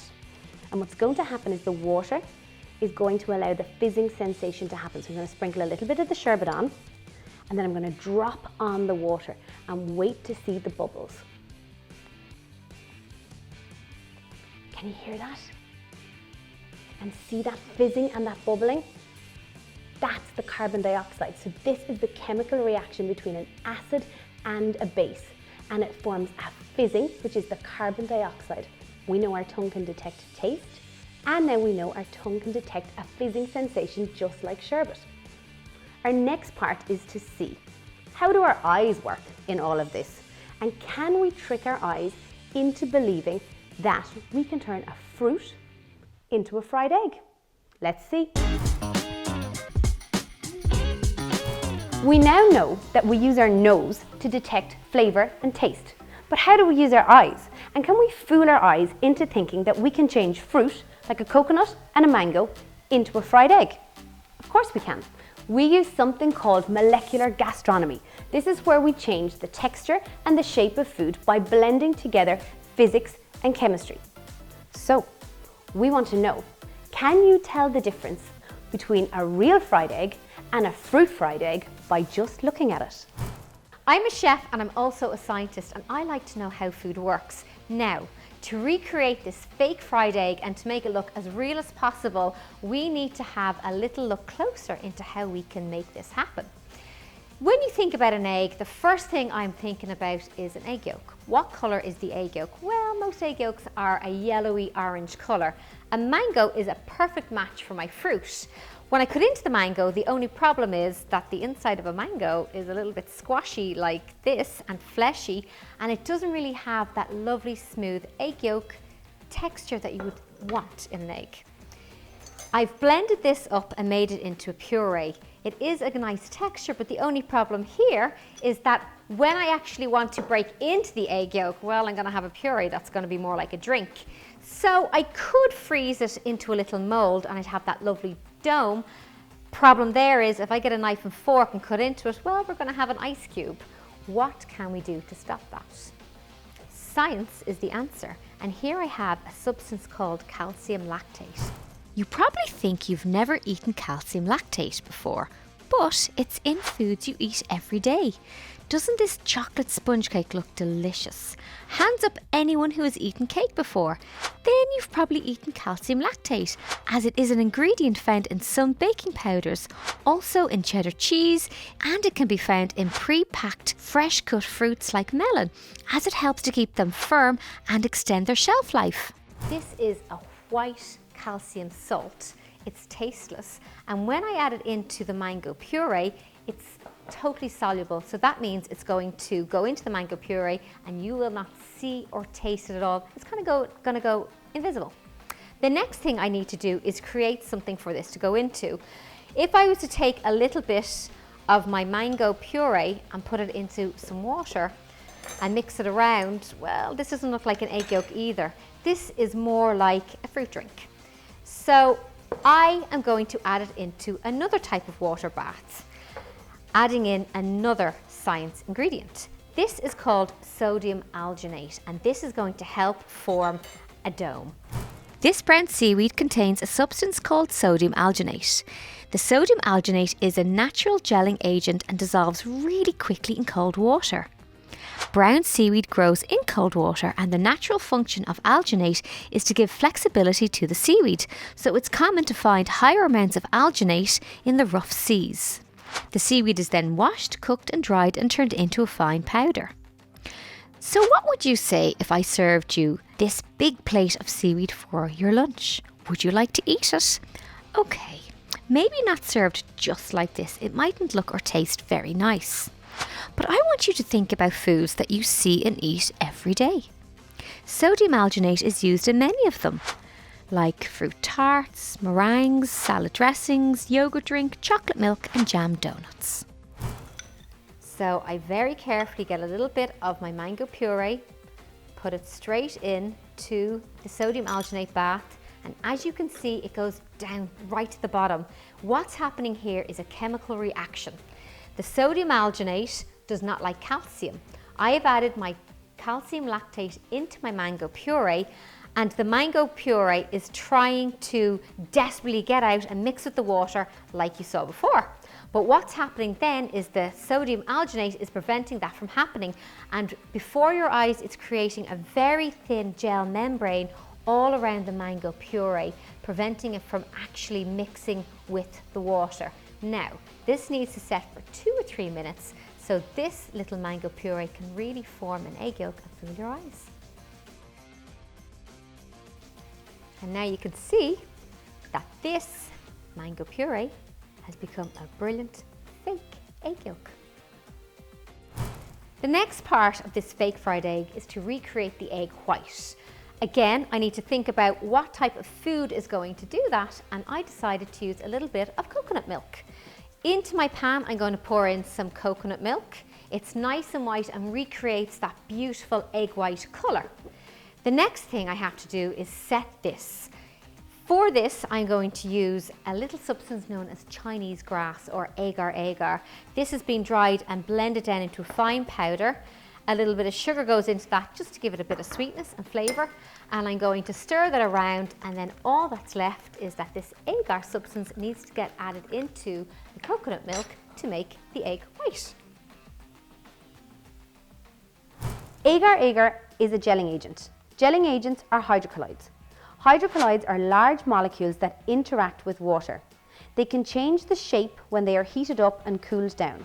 When a hydrocolloid, in this case agar-agar, is dissolved in water, the water gathers around it, restricting movement and changing the structure of the food.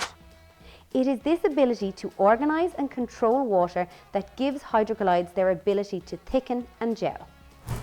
By adding the agar into the hot coconut milk, it has woken it up, and this agar now is strong enough to form a really thick gel. Little thing missing here is the egg yolk. Let's check back and see if this is ready. So very carefully, going to give this a little bit of a dry, just to remove any excess moisture. Going to put my finger in it. You can see that it actually feels and looks like a little egg yolk. And I'm going to very carefully put that in the middle of my fried egg. So, now, can you use your eyes and guess which is the real fried egg and which is the fake fruit fried egg?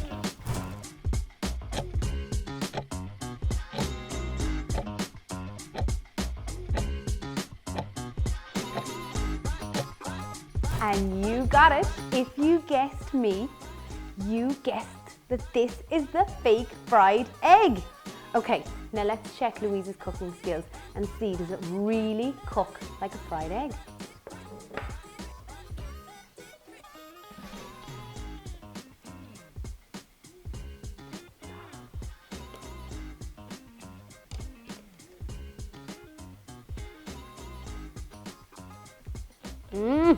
Tastes amazing. I always get the best jobs. We have saved the best to last and are going to show you how to make one of the coolest, creamiest things on this planet. It is our favorite ice cream! So, before we do that, we are going to show you a few tricks to make lovely ice cream with liquid nitrogen. Now, this might sound like something you mightn't have heard of before, but believe it or not, it is in the air that we breathe every single day. At 78% of the air that we breathe is made up of nitrogen gas. Liquid nitrogen is a gas, which means once it's heated, it'll expand from a liquid and go back to a gas, known as vaporization. Can you guess how many balloons this small amount of liquid nitrogen could expand to? Hands up who thinks it'll expand and fill 1 balloon. Hands up who thinks it'll fill 5 balloons. Hands up who thinks it'll fill 10 balloons. And hands up who thinks it could fill 25 balloons. Anyone who guessed 25 balloons, you are correct. This tiny amount of liquid nitrogen expands so much that it fills 25 balloons. Now, this stuff is super dangerous. So we've got our protective gear on and we're going to be really careful but show you some very cool things. This is one of the coolest things on this planet. This liquid nitrogen is minus 196 degrees Celsius. So if you think of an ice cube, what would you say that is, Ash? 0 degrees is freezing point. So we are minus 196 degrees. So this is cold enough to freeze, well, just about anything. Yeah, your normal freezer at home is about minus 25 degrees. So we're going to minus 196 degrees today. And we're going to show you how things change their state. So how things can go from a liquid to a gas and a gas to a solid and a solid to a liquid. So the very first thing we're going to do with our liquid nitrogen, so it's in here bubbling and boiling away at minus 196 degrees, is I'm going to show you how it freezes something really quickly. So I've got some mint leaves here, and inside each leaf you have water, and the water is going to freeze rapidly, and it's going to turn from a liquid to a solid, so that when I take it out, it will break.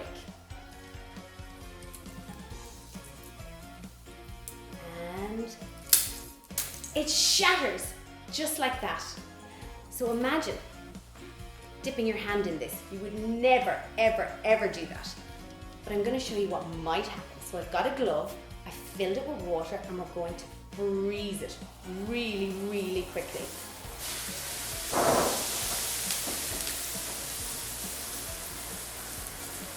So what's happening is the liquid nitrogen is evaporating off and turning into a gas, and vaporization is happening. Let's see if it's frozen. In a matter of minutes, your whole hand would be frozen solid. Okay, let's see if we can snap off a finger.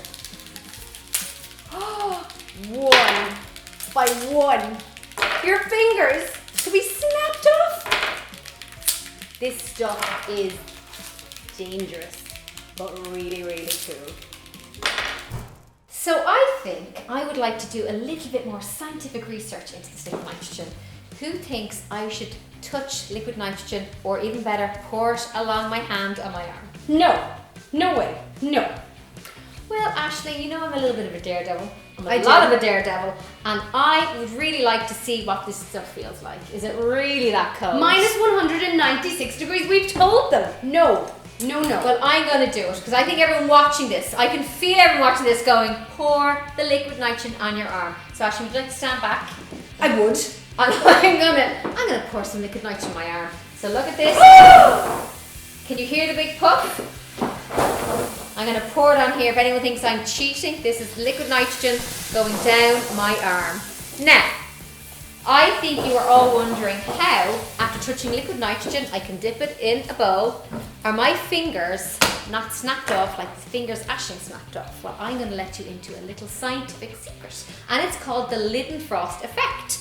So when you have a really cold liquid, like liquid nitrogen, and if the area is much hotter than the liquid, my arm, even though it's at room temperature, it's much, much hotter than the liquid nitrogen. The minute the liquid nitrogen hits my arm, like this, it immediately turns into a vapor and starts to boil. Because it turns into a vapor and starts to boil so fast, it naturally rolls off my arm and onto the ground. And that's why my arm is not snapped off. Now it's time to make ice cream, and I'm going to show you a really cool experiment that you can use in your classroom or at home to make your own ice cream. So in my freezer bag, I have all the ingredients that make ice cream: cream, sugar, vanilla and custard. I'm going to seal up my freezer bag really tight to keep all my ice cream mixture nice and safe. Then I've got to freeze my mixture. I've got 2 freezer bags, and inside here I'm going to put 2 cups of ice and 1 cup of rock salt. Salt changes the melting point of the ice, and what this is going to do is help to freeze down my mixture and create ice cream. So in goes my ice cream mixture, zip it all up nice and tight, and then really simply all you've got to do is shake. The salt disrupts the ice's ability to freeze. The ice absorbs energy from its surroundings, causing it to melt at a much lower temperature. The ice gets the energy it needs to melt from the warm ice cream mixture. The ice is then able to change state from a solid to a liquid, and the ice cream is losing energy, changing from a liquid to a solid.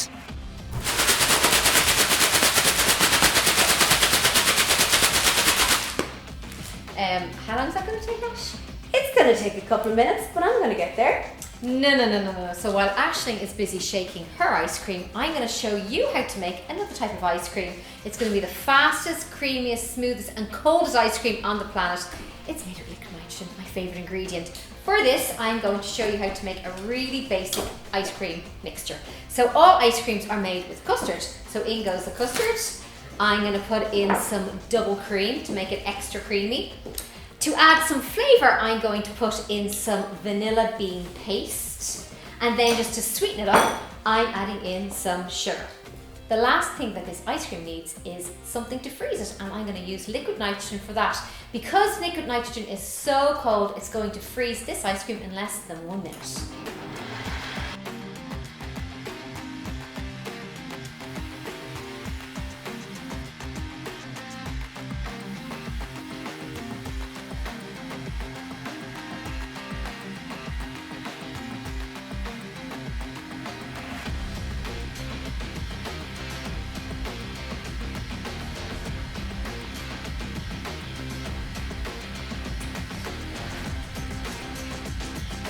Now, as you can see, my ice cream has been made in 60 seconds. How are you doing there with the shaking, Ash? Still shaking. So this is the best part of making ice cream, when you get to fill your cone with the creamiest thing on the planet. Mine is done. Oh, so it didn't take too long, did it? Nope. This might seem like a really unusual way of making ice cream with liquid nitrogen, but do you know, Ash, that this was first created over 100 years ago? Wow. By a woman. Of course. 1894, Miss Agnes Marshall made the ice cream with liquid nitrogen. I don't know where she got the liquid nitrogen from, but she did make it. Now, I don't know if she made it as delicious as us, because we are going to make these into unofficial 99s. What do you think? Delicious. And guys, what we did today was we showed you how you can change the state of matter. So we changed our liquid ice cream mixture into solid ice cream, and we went from using liquid nitrogen to vaporization, and we turned it into a gas. So how cool is that? Eat your science at its very, very best. Oh, I'm putting sprinkles on top of mine. I'm putting sprinkles on top of mine as well. You can't have an ice cream without a flake. So good. This is delicious. We are Foodoppi, and don't forget, you can find out lots about science just by food you find in your kitchen. So guys, it was great to have you with us today. I hope you have a wonderful science week. Thank you to SFI for having us, and we would love you to check out lots more experiments. So head to foodoppi.com and our Foodoppi YouTube channel, and you can do these experiments in your classroom and at home.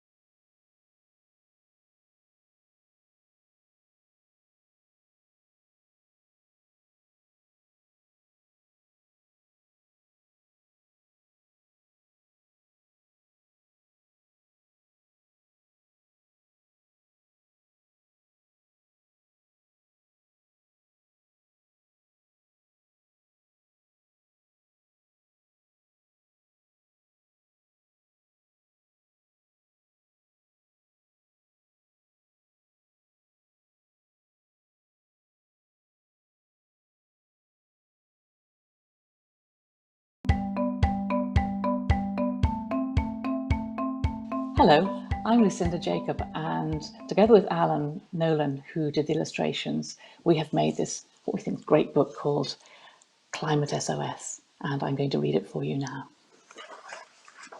Climate SOS, the super energy activists of Ireland. Orla is the communications expert. I love talking to people. Ahmed is the new technologies expert. I love researching all the new stuff. Jack, nature expert.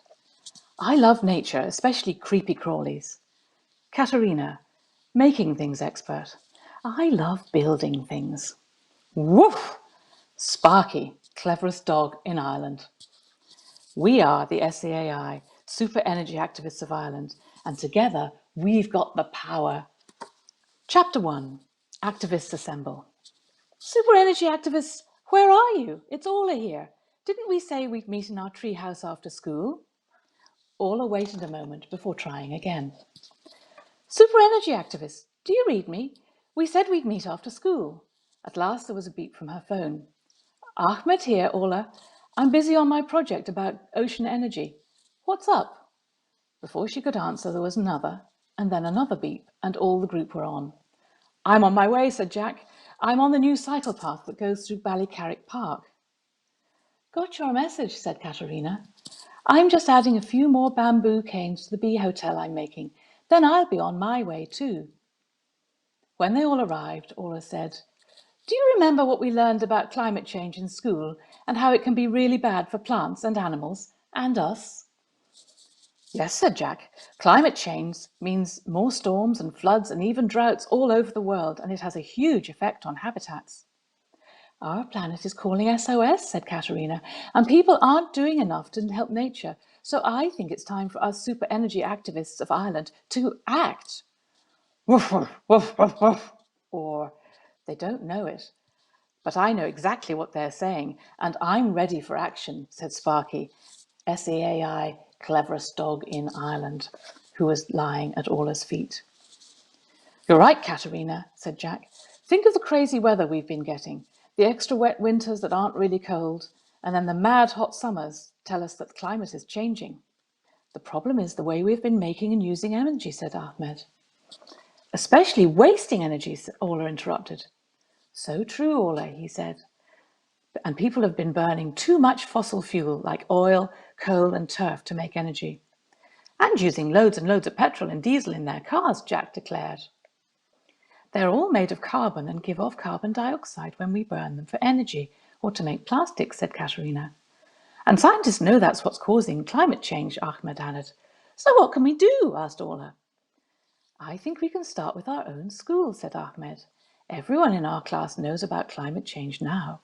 Maybe we can make some changes ourselves. We can all do something, said Jack. If everyone started with small changes, then altogether it would make a big difference. Maybe we could talk to the green team and get the whole school involved, said Katerina. Great! It sounds like something for us super energy activists of Ireland, said Orla. Let's see what we can do. See you in school tomorrow. When the 5 members of SEAI got to Ballycarrick National School the next day, poor Sparky had to stop at the gate. The clever dog sat there thumping her tail on the ground, wishing she could go to class 2 as more children ran into school. Just then, Caitlin and Harry came round the building. Hi, said Harry. I like the green team badges, said Ahmed. Cool t-shirt, Ahmed, Caitlin replied.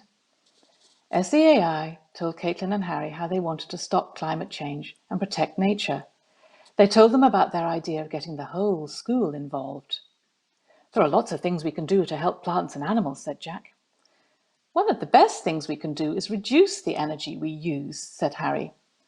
We can try not to waste it, said Katerina.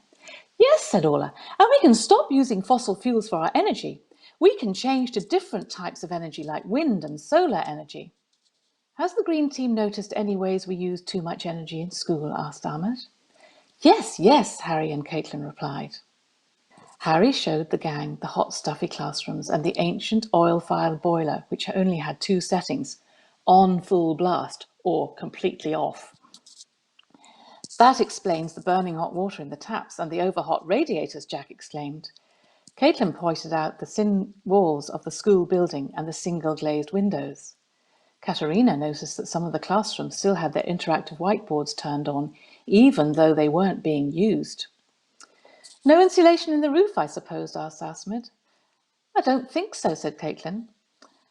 I think we've got a lot to learn in this school, said Jack. You can say that again, said Orla.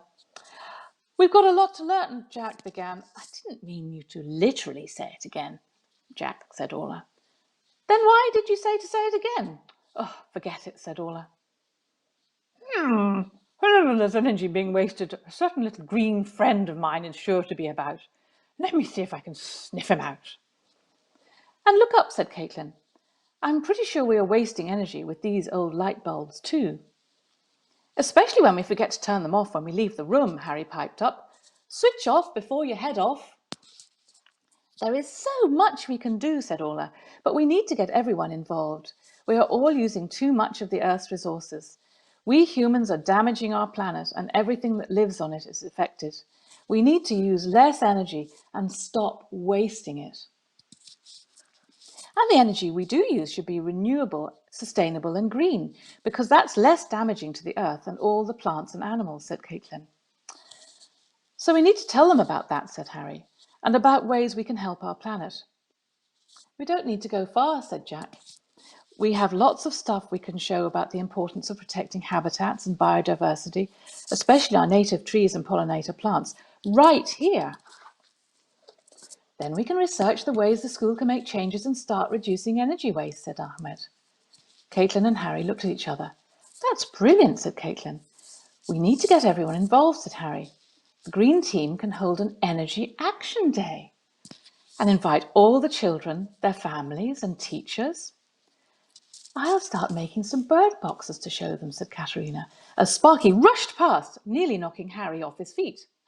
Guzzler, was Sparky. I thought you might be here. Guzzler took one look at Sparky and took off with Sparky hot on his heels. Hey, not so fast. Who or what was that? Asked Orla. I don't know, answered Ahmed, but it will only take a sec to look him up.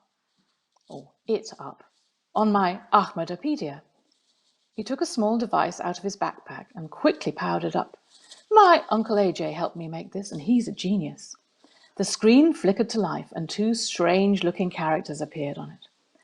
The Ahmedopedia, search complete.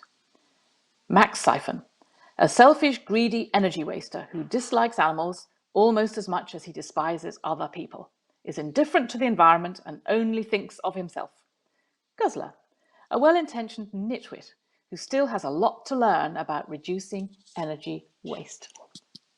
A few minutes later, Sparky caught up with Guzzler, just in time to see him disappearing through the doors of a huge, brightly lit mansion. Max Siphon, energy-wasting genius, an all-round bad egg. And who is this mangy mutt you've dragged in with you, Guzzler, you fool? Oh, I'm not a mangy mutt. Don't mind Sparky, she hasn't a clue. But just wait till I tell you what those kids at Ballycarrick National School have planned. Mutter, mutter, mumble, and they've even called in SEAI. What? We'll see about that, those do-gooding SEAI kids. I've heard about them. I'll stop their super ideas. Chapter 2. Bursting with Energy. A few days later, Sparky arrived back at Ballycarrick National School to find the Energy Action Day in full swing. Things were happening all over the school. Caitlin and Harry had been working hard to make it happen. Now they and the school green team were at reception, welcoming children and their families and telling them what was on offer. SEAI were there too. Jack was leading a workshop by the bike park in the school grounds. Look how our new bike shed is keeping our bikes safe and dry. It's even got a green roof with lots of plants and mini beasts already making their homes on it, he said. Can anyone tell me what this is? Butterflies love these wildflowers, full of nectar.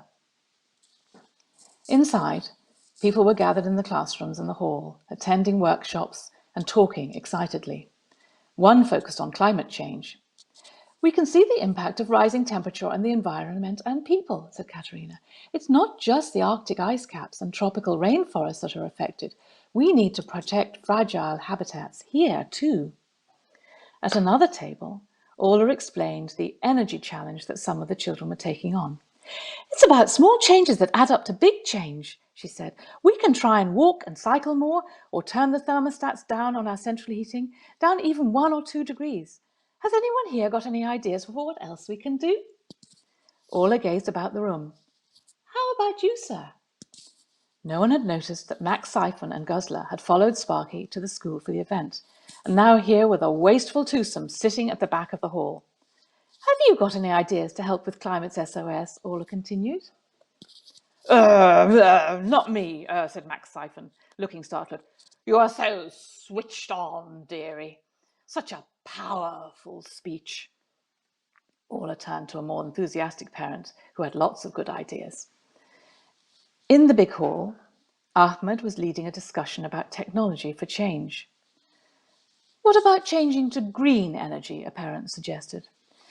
We could do that by changing to a supplier that uses renewable energy, like wind or solar, instead of fossil fuel. Something we could do immediately is change all the lights to LED, said the principal. I think we could look into that. That was brilliant, said Harry at the end of the afternoon, as SEAI and the green team started to clear the chairs and set out the tables ready for class next day. None of them noticed one very angry-looking Max Siphon and Guzzler lurking in the shadows. Yes, we really got them on board, said Caitlin. The parents are going to fundraise for insulation for the school roof and walls.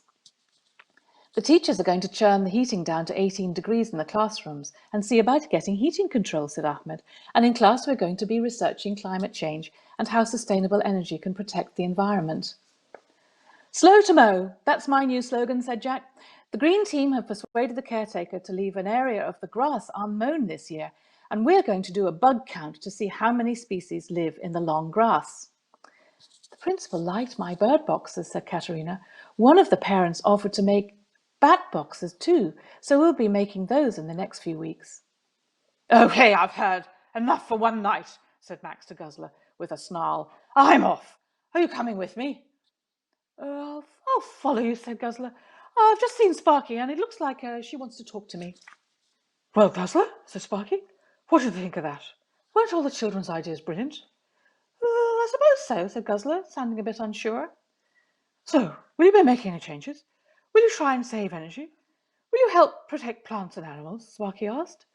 She got no answer. While she'd been talking, Guzzler had disappeared.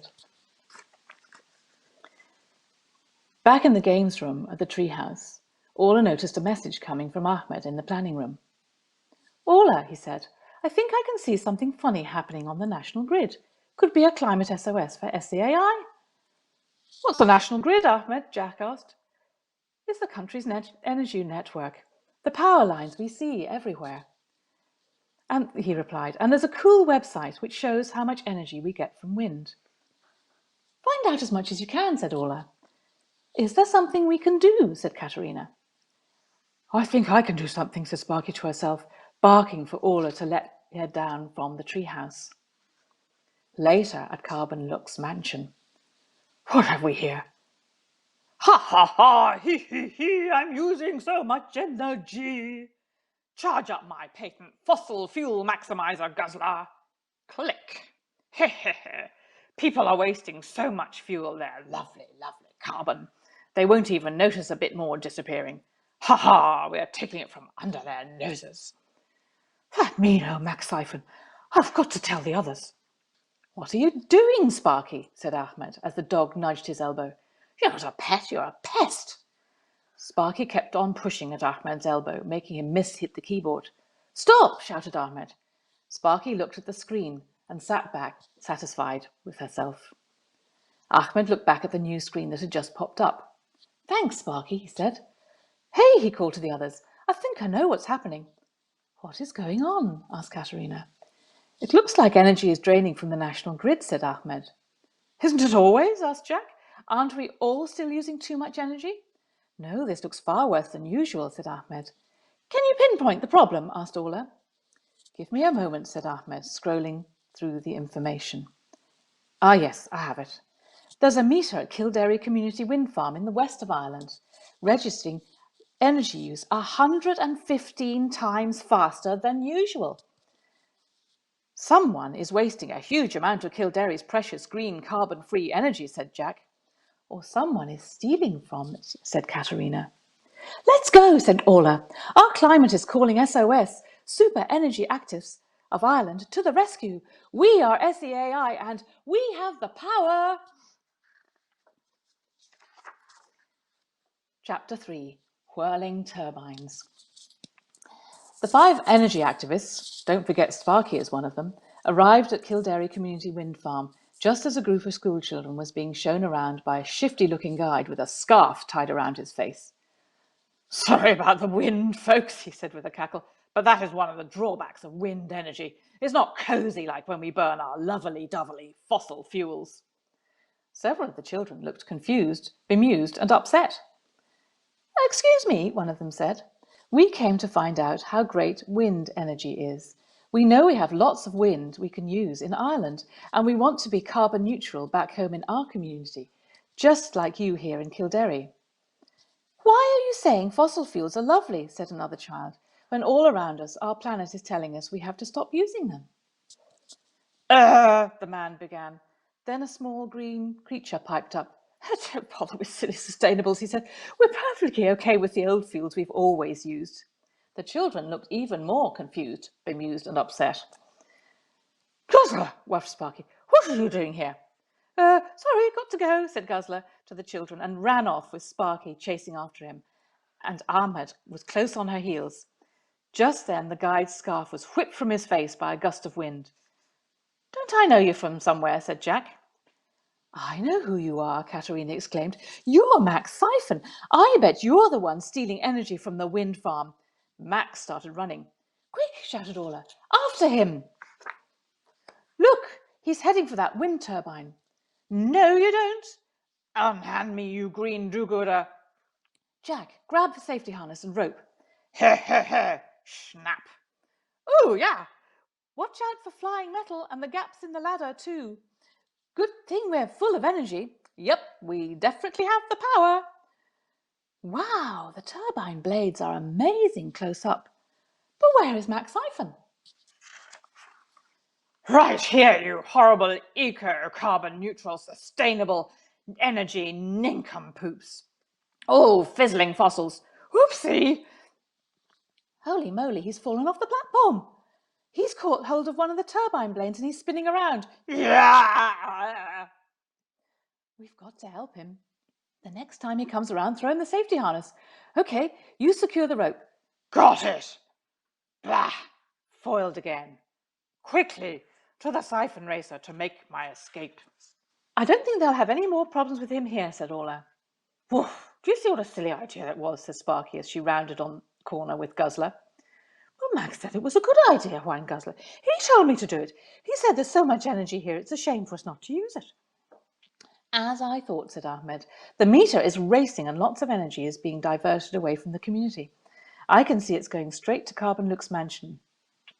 I'll soon fix that, said Katerina, unhooking the cable Guzzler had attached to the wind turbine. Problem solved, because together we are SEAI and we have the power. Chapter 4, People Power. Hey, said Orla, when they met at the treehouse the next day. You know that place we learned about in school, where people are helping the environment and helping themselves at the same time? Yeah, that was Hoganstown, Katerina replied. They have been trying to stop climate change. They are reducing their energy and waste and saving water, as well as changing to green energy to run their buses and cars and to heat their homes.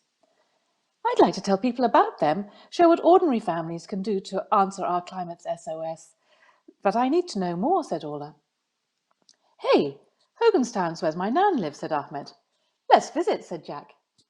Great idea, said Orla. Come on, Sparky, said Katerina. Woof, said Sparky.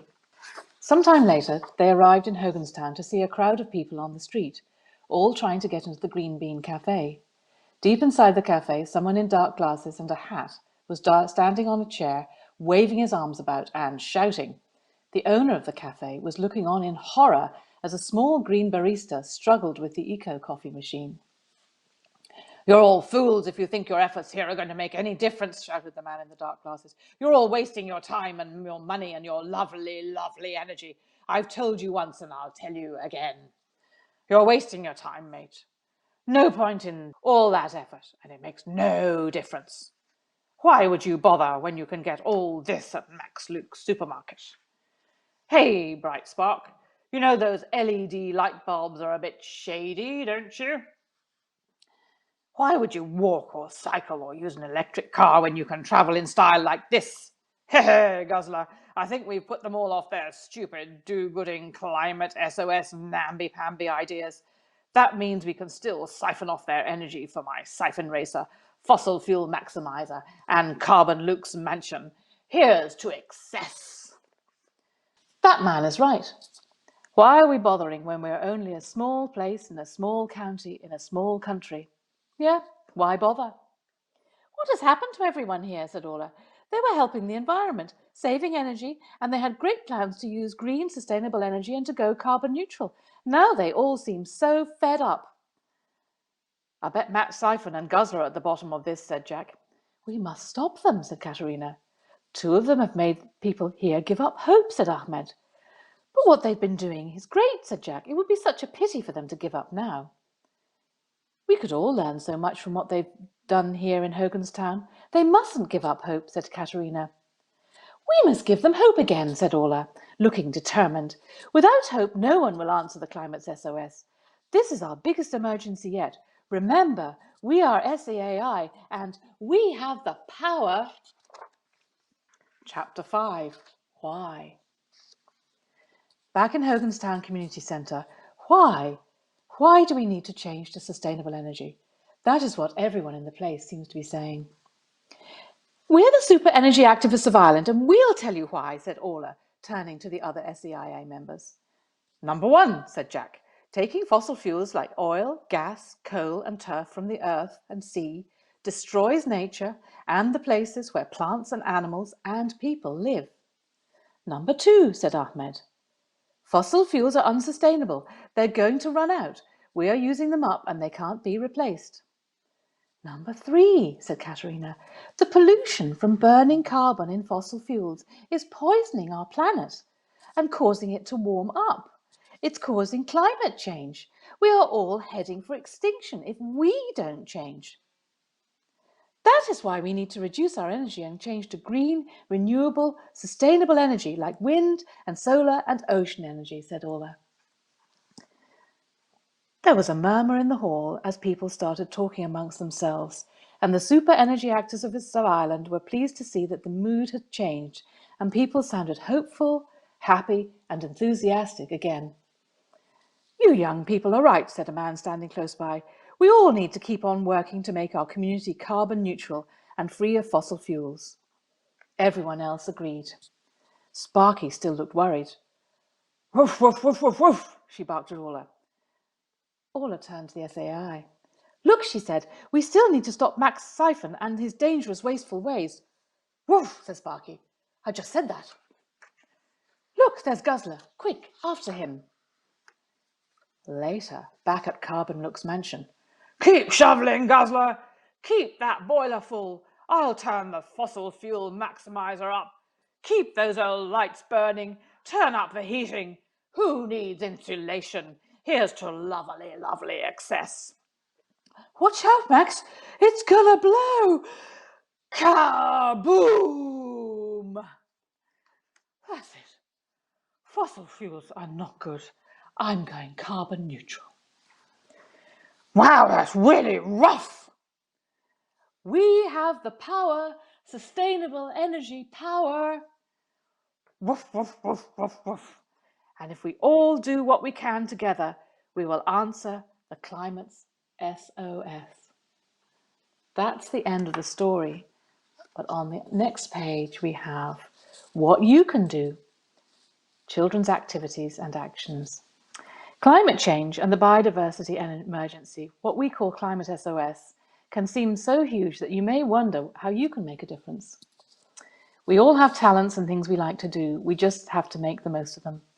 If you like technology like Ahmed, you can find out about the amazing advances in renewable, sustainable energy like wind, solar, bio, and ocean energy that will help us all to become carbon neutral. If, like Katerina, you like to make things, why not make a bird box or a bat box from recycled materials? Or make a raised bed for growing things out of an old car tyre. If you love nature, like Jack, you can grow pollinator-friendly plants and leave areas to go wild for animals and birds to live in. And you can grow your own food too. And if you like talking, like Orla, you can tell people why saving energy is so important and remind them to switch stuff off. Don't forget that we are all the super energy activists of Ireland, and we have the power, and so do you. Woof, woof, woof.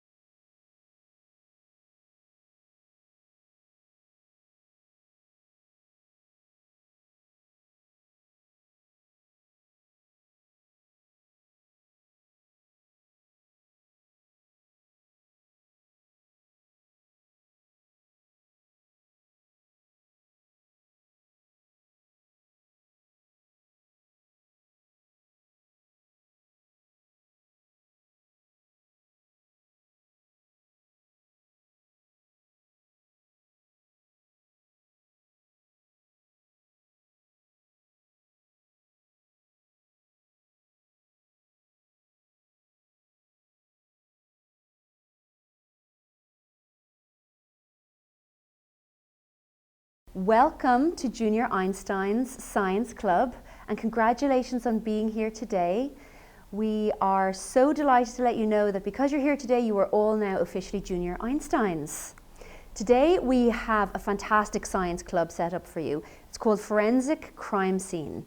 And it's not too scary, you don't have to worry. It's just teaching you how scientists can look for clues to help solve crimes. So, forensic science is the application of science to the law.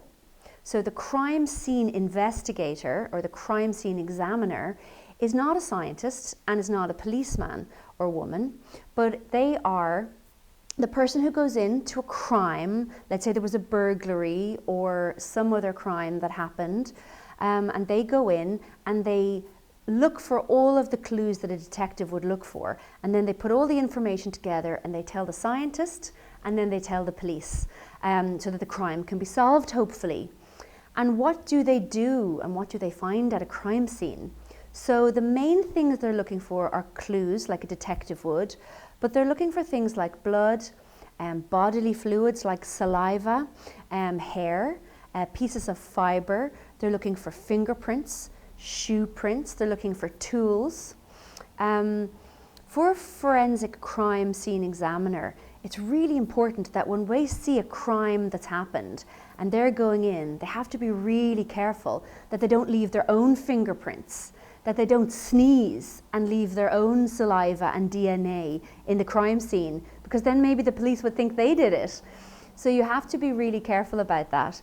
They also have to be careful about what they walk on, because we sometimes look for footprints of a criminal or a robber.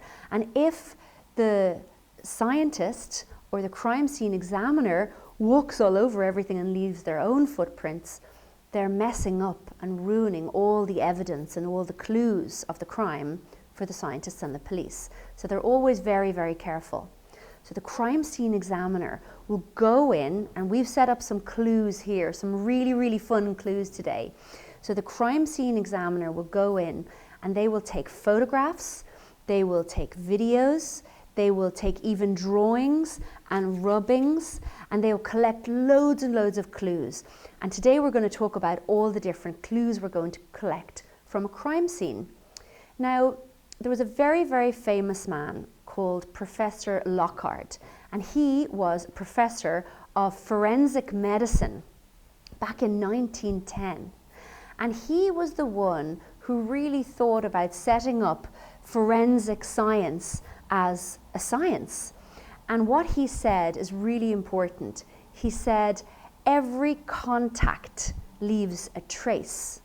So if a robber or a burglar goes into a house to rob things, everything they touch will leave a trace. They might drop a hair, they might leave their fingerprints, their footprints, they might knock something over, they might use a tool to break into a door or window, and this would mean that they leave marks on the door or window. But also, when they're finished robbing something from the house, they take away evidence with them. Maybe they take away a little bit of hair from an animal that lived in a house, or a little bit of fibre, like wool from a carpet.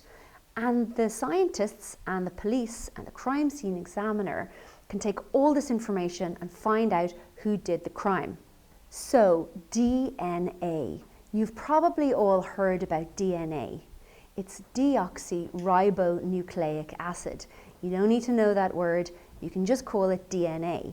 But DNA is in every cell in your body, and it's inside something called a chromosome. It's really, really tiny. And you get half your DNA from one parent and half your DNA from the other parent. So everything that DNA does, it's like it codes you to give information about how you should look and how you are as a person. So if we go back to the forensic crime scene and we start thinking about how would we find out who was the robber, how would we find their DNA? So the first simple way of looking for DNA is to look for blood. So the robber might not have left blood behind, but he might have cut his finger when he was trying to break into the window to get into the house. Or he might have left his chewing gum and he has some saliva and DNA on his chewing gum. Or he might have left a piece of hair. So we're going to look first at how the crime scene examiner and then the forensic scientists would figure out about whose blood it is at the crime scene. So crime scene examiners use these fantastic things called black lights. And the interesting thing is that even if somebody cut their finger and dropped a little bit of blood and then they cleaned it up, the black light could still find that blood. So that's why it's really super tool to use. So when we turn it on, it's sort of purpley. And if we go over here, imagine that I've put some blood here and I've used something different and scientific, but pretend that it's a bit of blood here. And when you move the black light across, you can see that it glows because bodily fluids absorb all of this light and then they reflect back this fluorescent type of light. So it means we can really see all the tiny drops so well. So that is a really, really useful tool. And if the forensic scientists and crime scene examiners use this, then they can find the blood, and then they use the scientific tools to take that, look at it under the microscope, put it into machines, find out whose DNA it is, and then they can catch the robber, which is the main plan. Another really, really fun and interesting way that you could do at home is you could start to think about setting up a pretend crime scene and what you'd leave behind. And one of the things you can use that's easy is this, hair. So I don't know anyone around here who has long black hair, do you? But if they left this at the crime scene, the scientists and the crime scene examiner would take this and they would put it very carefully. They would take it with the tweezers and they would put it in a bag and they would put a lot of details, bring it back to the lab, look at it under the microscope. And you can tell a lot from the hair. You can tell if it's hair from the head or from an eyebrow maybe. You can tell if it's dyed or not. You can tell from how long it is and how thick it is, whether it's curly or straight, which person this came from.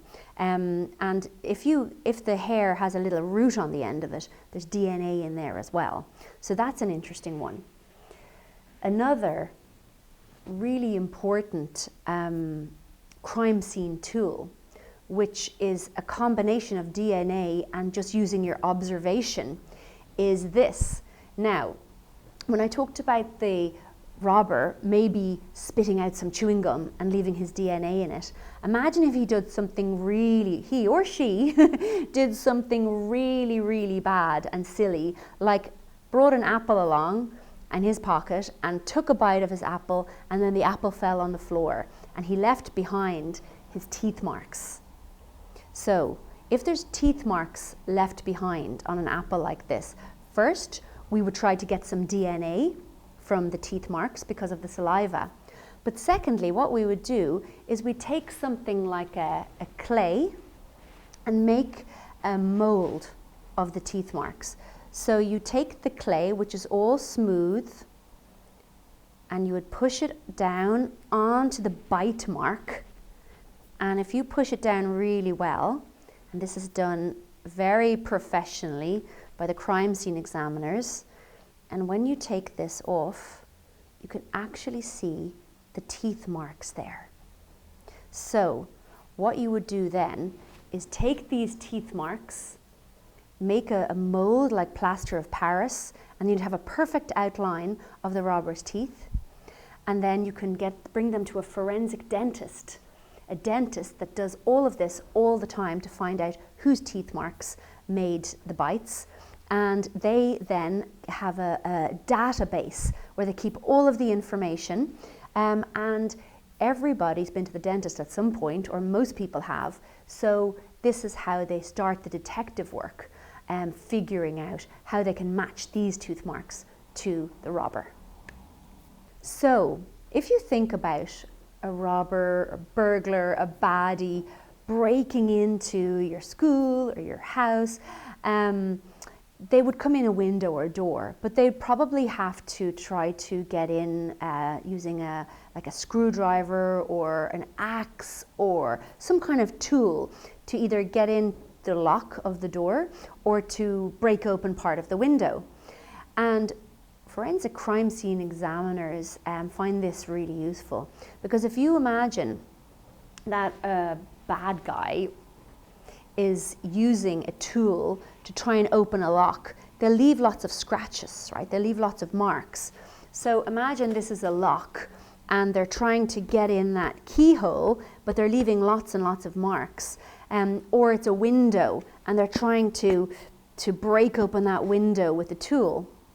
They leave so many marks on the surface of the wood or on the key, on the lock, that what the forensic crime scene examiners do is, again, take a little bit of material like this and take a mold of it. So they put it on, and all this is to find out, because the robber, the baddie, probably took the tool away with him. Now, he might have been really stupid and left it there with his fingerprints on it, which is also useful, but if he took it away with him, we don't know what that tool is. So we need to find every clue possible to try and find this robber. So you take a mold like this, and when you look at it, you can see the markings here, which are really, really useful for the forensic scientists to look at. And the forensic scientists, again, have a huge database of what does it look like when it's a screwdriver or a scissors or an axe or a knife. And they're really experts at this, and they set up a whole area and they do practices and they see what it fits. And then they might be able to say, hey, he used a scissors and afterwards took it with him, but we know what type of scissors it was, and we know they're sold only in one shop in the town, and maybe we should go into that shop and see if someone bought one recently. And they start to think like a detective. So you start off thinking like a scientist, and then you move on to thinking like a detective. And all these clues are going to help us to catch the bad guys. So the other thing that I talked about when I talked about Lockhart's principle, that every contact leaves a trace, it means that the marks are left, maybe the blood is left, or the saliva on the chewing gum, but also maybe a little bit of carpet got attached to the bottom of the shoe of the burglar. And if that happened, and then we eventually find the burglar, maybe through fingerprints or DNA, we'll be able to definitely look on his bottom of his shoes and see if we can find something that he took away from the crime scene. So the other thing that the forensic crime scene examiner can look for, if a gun is used, they can look for details about the bullets. And so imagine that there was a bullet hole in a wall. They bring in somebody called a ballistics expert, and the ballistics expert can look at the hole in the wall and figure out, using a lot of mathematical calculations, where the person was standing when they shot the bullet into the wall. And this is important because it can give us lots and lots of clues about the crime scene. So we talked a lot about fingerprints, but now I'm going to tell you a little bit more about fingerprints. So everyone look at your finger. And I mean, if you move it around a little bit in the light, you'll see that there's lots of little marks on your finger, and that's your fingerprint. Everyone has fingerprints. Everyone's fingerprints are different. But your fingerprints, you leave them everywhere. So when you pick up a glass or when you touch anything, you're often leaving fingerprints behind. Even if you touch a piece of paper and it doesn't look like you've left a fingerprint behind, a forensic crime scene examiner can look at that really carefully with specialized equipment and probably find the fingerprint. So your fingerprints are really sort of beautiful if you look at them. And this is a giant fingerprint. And it is showing you all of the types of patterns in a fingerprint. So the three main patterns that we look for is a loop. So that would be a loop there, like that's just looping around. Then there's a whorl, and a whorl is this, you know, whorl there. And then an arch. So arches are these ones up here. So everyone has a unique fingerprint, and you have pores in your fingers, and even when you're not hot and sweating, there's still a little bit of moisture, still a little bit of sweat coming out of your pores. Now in that sweat is your DNA as well. But the fingerprint is really important because it was actually about 1,000 years ago that the Chinese realized that everyone had different fingerprints. And then it was a German man, Mr. Mayer, who actually suddenly realized that all fingerprints are unique and we should actually make a database and keep all of the fingerprint records of, particularly of criminals. There's a really famous case of a man in 1902, and his name was Harry Jackson. And it was the very first time anyone was put in jail using fingerprints, because Harry Jackson broke into a house and he stole billiard balls, which are balls for playing snooker or pool. And he said he didn't do it, but he dropped one of the balls on the way out of the window, and they took fingerprints from it. And this was in 1902, so it was the very first time they were really doing this. And they matched the fingerprints to Harry Jackson, and he went to jail for 7 years.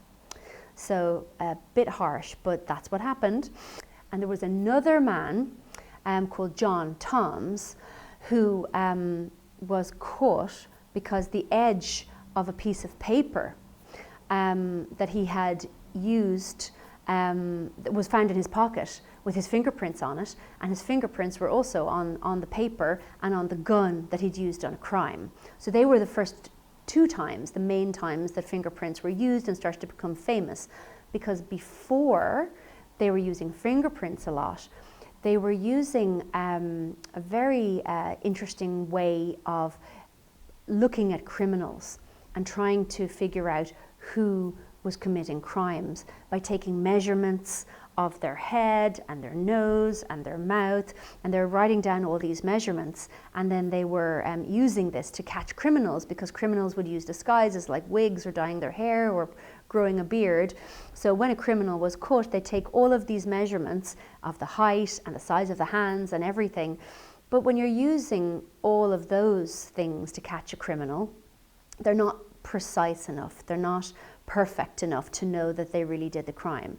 But fingerprints are perfect enough to know who did the crime. So now I'm going to show you how the crime scene examiner and the detectives in the police would dust for fingerprints. So I take my brush and some fingerprint powder, and I dust on this glass all around.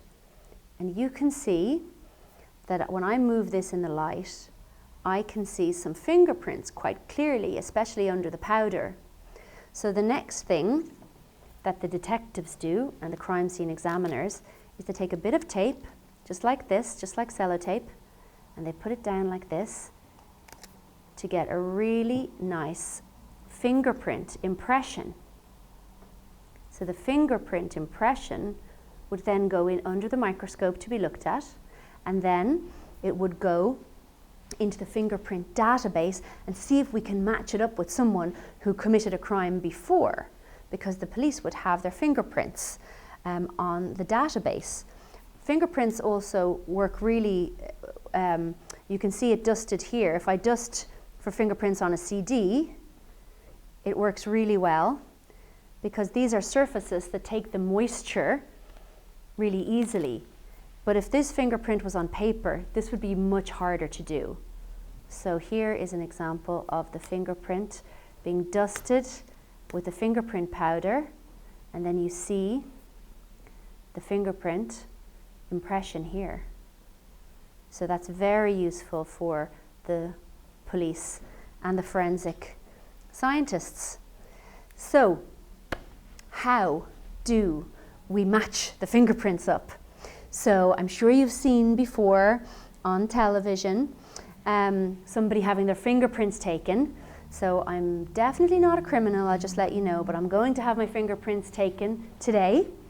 So I have a little fingerprint card here, and this is from our Junior Einsteins Science Club when we do crime scene forensic sessions with our Science Club children.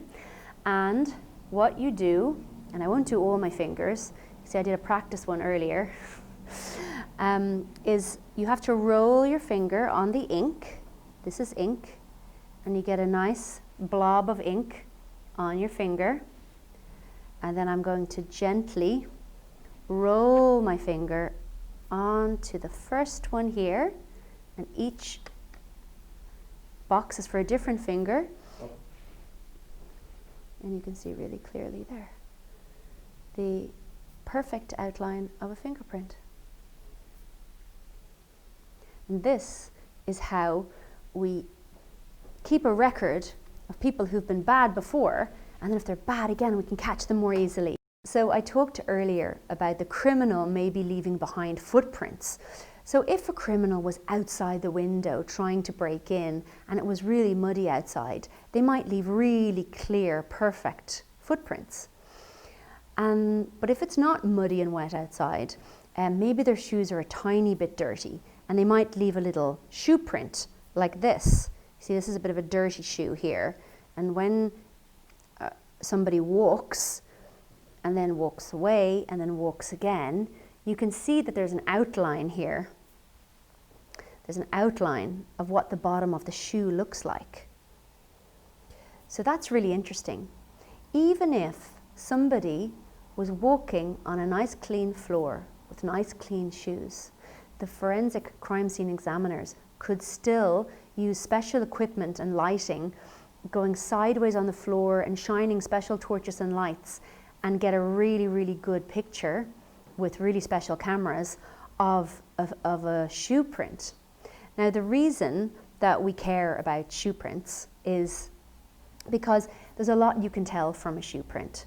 You can tell maybe what type of shoe it is. You can tell maybe where these shoes were bought, and then go and look and find out if you can look on the CCTV and see where the criminal bought their shoes.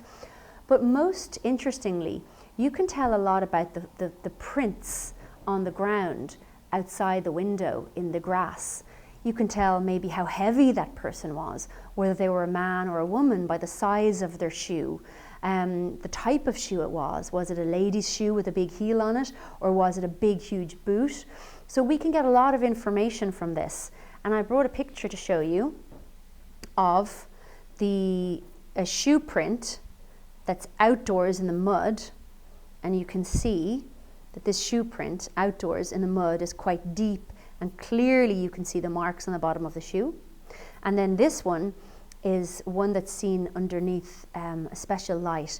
And if you didn't have the special light on this, you wouldn't see that shoe print on the floor at all. So that's a really interesting one. So what we do in Science Club with all of the Science Club Junior Einsteins is we get everyone to take off their shoe, and we get them to do a quick rubbing of their shoe. And the way you do a rubbing of a shoe is like this. You just put the paper on your shoe, and you take your pencil or a crayon or anything you have nearby, and you rub this really, really across the whole bottom of your shoe, and you'll see that a pattern starts to emerge, and then you can see that each shoe pattern on the bottom is quite different, unless you've all got the same shoes. So this is a rubbing of a shoe rubbing, and this can be used to compare with the actual footprint that we found at the crime scene, and then you know what type of shoe it is, and you know all that information about the potential criminal. So I think that I've told you a lot today. I've only told you a tiny bit about how crime scene examiners work with the police and with forensic scientists, but I hope it's given you a good idea of how we can use science to solve crimes, and I hope you had fun. And well done for being Junior Einsteins.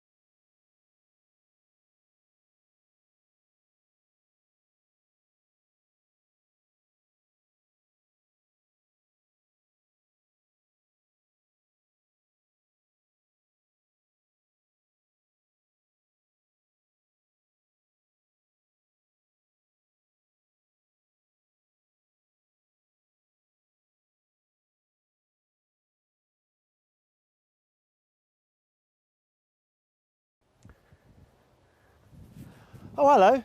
Welcome to KenMystery.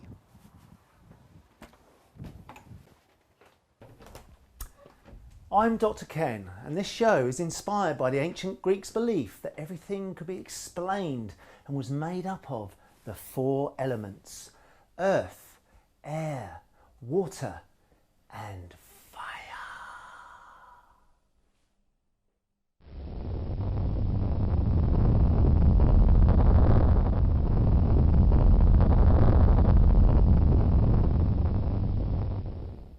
Okay, where's Duck? Oh, sorry, Duck, you're up there. Okay, Ducky, it's bath time. All right, what do you mean you don't want a bath? You're gonna have a bath. What? Not in front of the camera? You can do it. Okay, I'll screen you off. So here's your bath. Okay, Duck. You're gonna have some hot water. So I've got my thermos flask. Nice hot water. It's okay. It's gonna clean you up nicely. I'll screen you off like so, and then pop you nicely in the bath. So I'll just make sure he's not drowning there. Okay, just put you in there. Okay, Duck. What's the matter? What's it, Duck? He's saying it. He's saying it. I see Ducky language. You can probably hear it. He's saying it's a little bit too hot. So I'll just. Oh dear. Oh dear. You're too hot. If you don't tell him, I won't.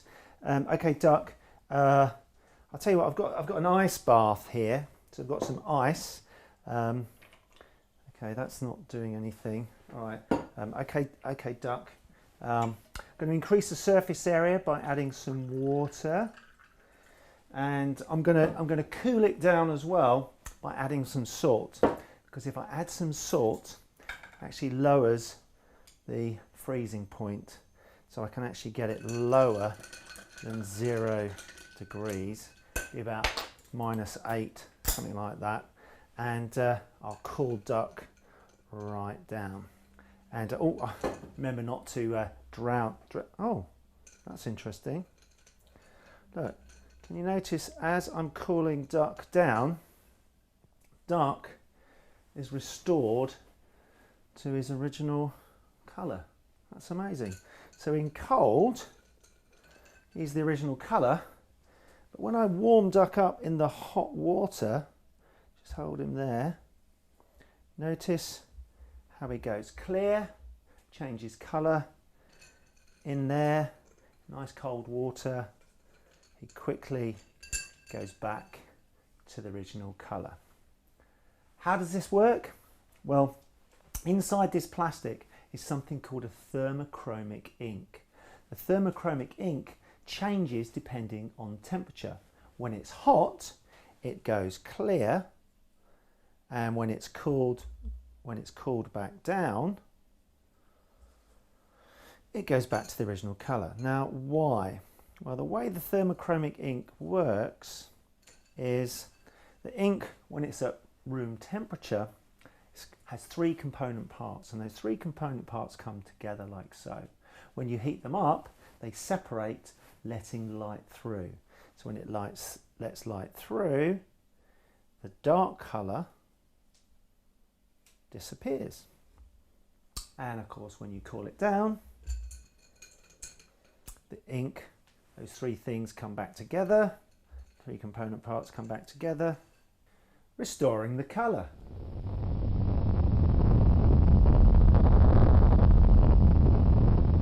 Time for an artistic interlude. I've got a piece of paper. It's a blank piece of paper. There's nothing to it. It's not magic paper or anything like that. I've got some coloured pens. I'll just choose a couple of colours. My favourite colour is blue and purple. And what I'm going to do is a drawing, and I'll sign it. So the drawing I'll do is, an envelope.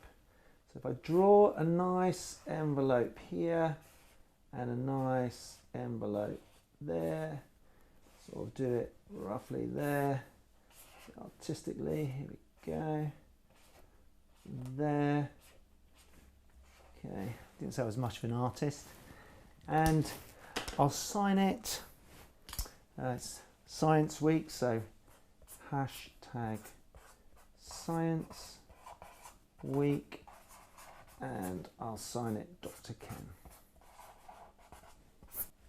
I'm left-handed, and when you're left-handed, you're often worried that you smudge things as you write, or at least I am. So I decided that I want to dry this to make sure this doesn't smudge. Bit of hot air. Okay, I know what you're thinking, I don't need it, but here we go.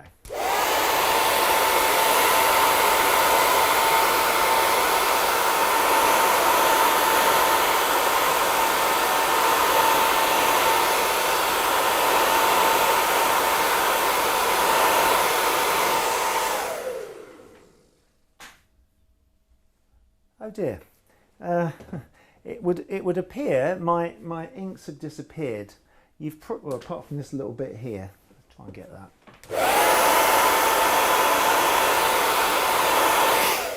You've probably guessed it. It's just like the trick with the duck. I'm using thermochromic inks. If I wanted to get those images back, of course, I could put it in some iced water, but that's ridiculous because this paper would go to mush. Instead, I'm in the kitchen, so I can use the freezer. Now the freezer is set at -19 degrees, and all I need to do is put this in the freezer.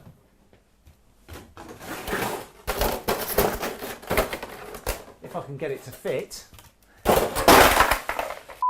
Okay, take two. I'm going to be putting this in the freezer.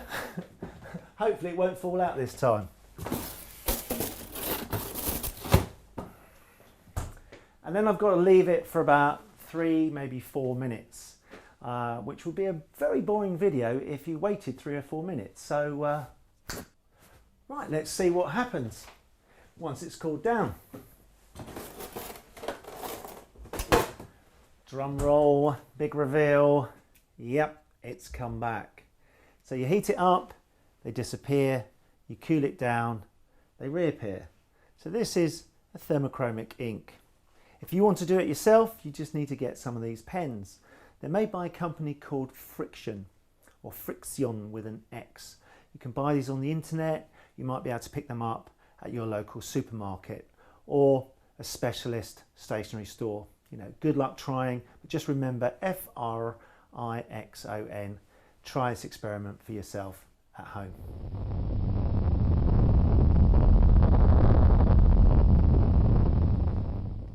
This setup may be familiar. You have 3 mugs and some liquid, and the magician pours the liquid into a mug. He then says to the audience, I'm going to switch the positions, keep an eye on where the water is, and you're thinking, this is so obvious because I'm looking at the mug. Surely this is easy. It must be this mug. And then the magician pours it into another mug and pours it back into the original mug, and then he pours it into the 3rd mug, and then he puts that one down and he says some more words of wisdom before he repeats the process of moving it here, moving it here, moving it there, and here, and here, and finally here. And then ask the question, where is the water? Most of you will say here.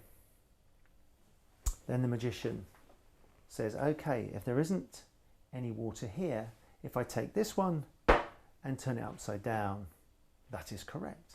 If I turn this one upside down, that is correct, which means the water must be here. So if I turn this down upon my head, I'm going to get very, very wet. But the magician doesn't get wet. So where has the water gone? Some of the scientists among you will be saying, maybe there's something inside the cup. And you would be correct. There is actually a chemical that I've put inside the cup. And if I shake the cup, you can see hang on a second, that seems like a lot of chemical.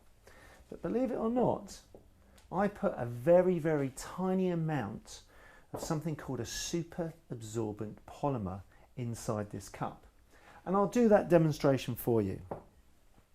Here is the polymer, this powder here, and this polymer will absorb 500 times its own weight in water. And this material is used in nappies, so a child doesn't get wet.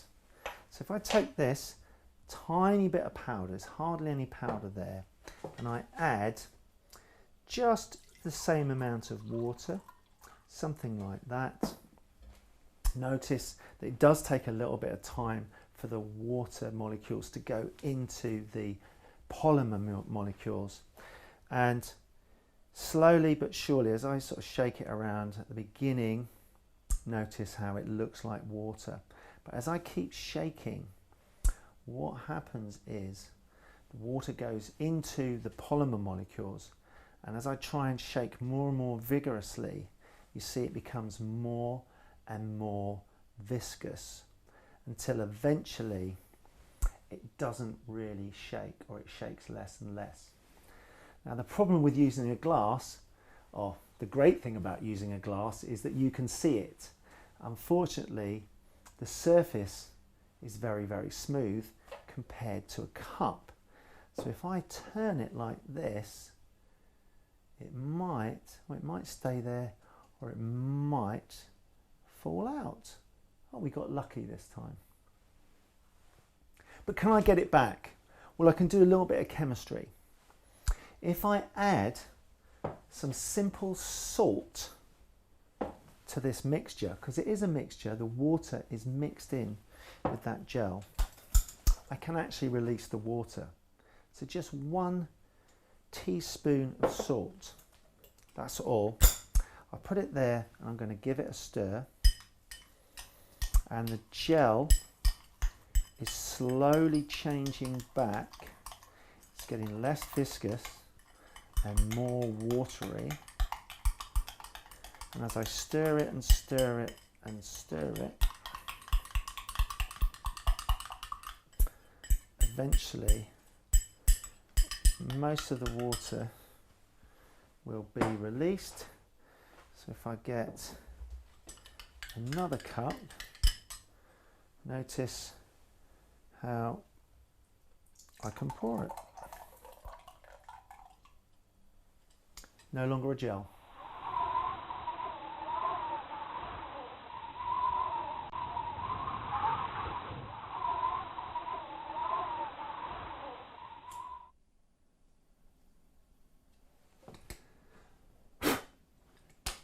Blowing out a candle is relatively easy. You can just imagine the air from my lungs, which I breathe in, and then as I breathe out, you can imagine the air going all the way over here and snuffing out the flame. But if I put an object in the way, like this book, you can also imagine what happens to the air as I go.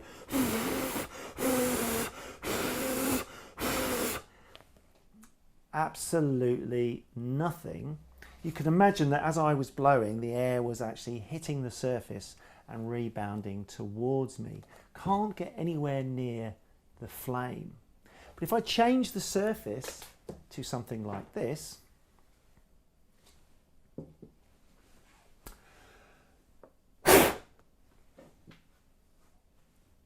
it's blown out. You can also imagine now, hang on a second, surely the air would have gone this way. But it hasn't. Somehow it must have gone round and channeled to actually blow out the flame. Now this effect, the way the actual air is going round a cylindrical surface or a curved surface, was noticed by scientists many hundreds of years ago. And it's been used to great effect with a ping pong ball and a hairdryer.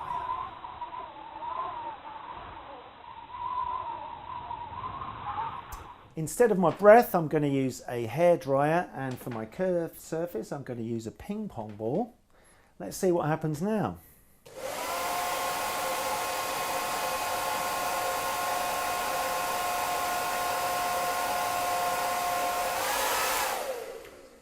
Isn't that amazing? It actually balances or floats on the column of air. You can imagine that column of air going up like so, and it seems to support it, even though gravity wants to pull this down. And this sort of flow was discovered by Coanda about 100 years ago. But it gets better than that. Check this out.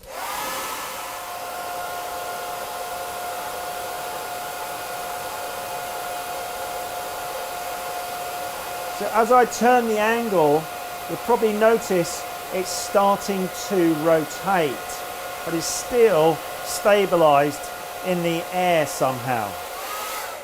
Seems simple with one object. Let's experiment with more. I've got a balloon here. I've put a little weight in it, otherwise it might blow off. So let's have a little look.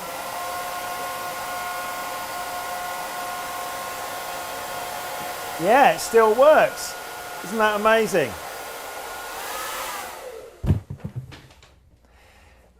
Hairdryer, balloon, ping pong ball. Why don't you experiment at home?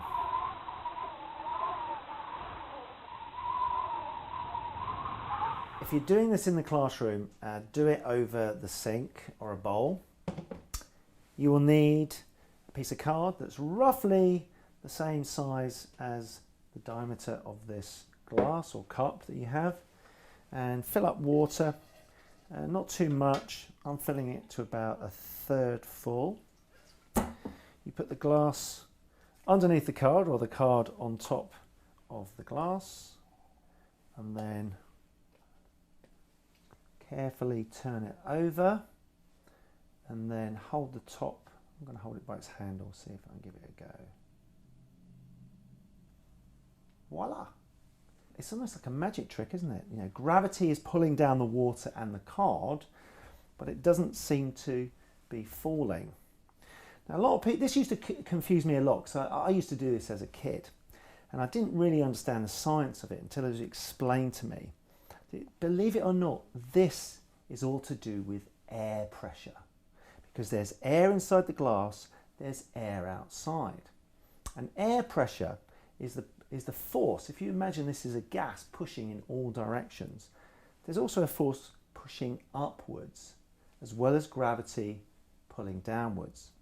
And the pressure of the air inside the glass is different to the air outside.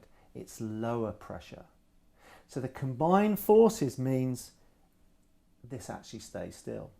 But if that seal is broken, then gravity wins out.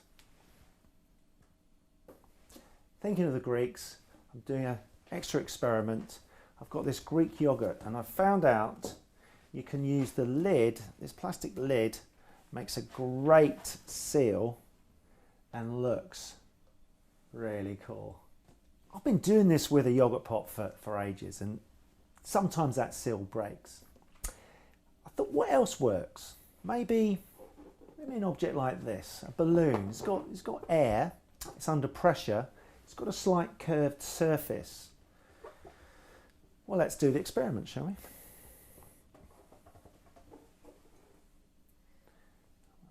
Fingers crossed, hang on, fingers crossed. A little bit of water seems to be leaking, but actually that feels like a pretty good seal. Well, I'm going to do one more experiment to see how good that seal is. If I slightly turn it, that's amazing. That's incredible, look. In fact, look, that seal is so good.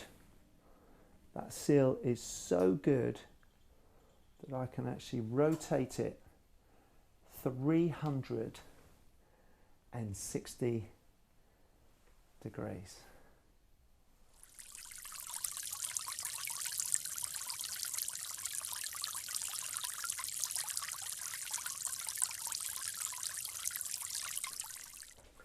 I've got a couple of cans. All you've got to do is take one of them and try and balance it on its side.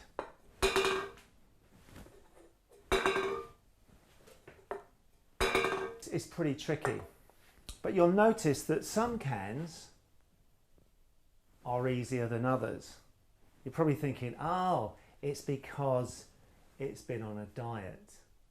No, that's not the solution. The solution is that there is a solution inside the can. I've changed something about the forces in the can. If I pour it, you'll notice there's some liquid in this can and this one is empty. Your task is to find out how much water I've put into the can.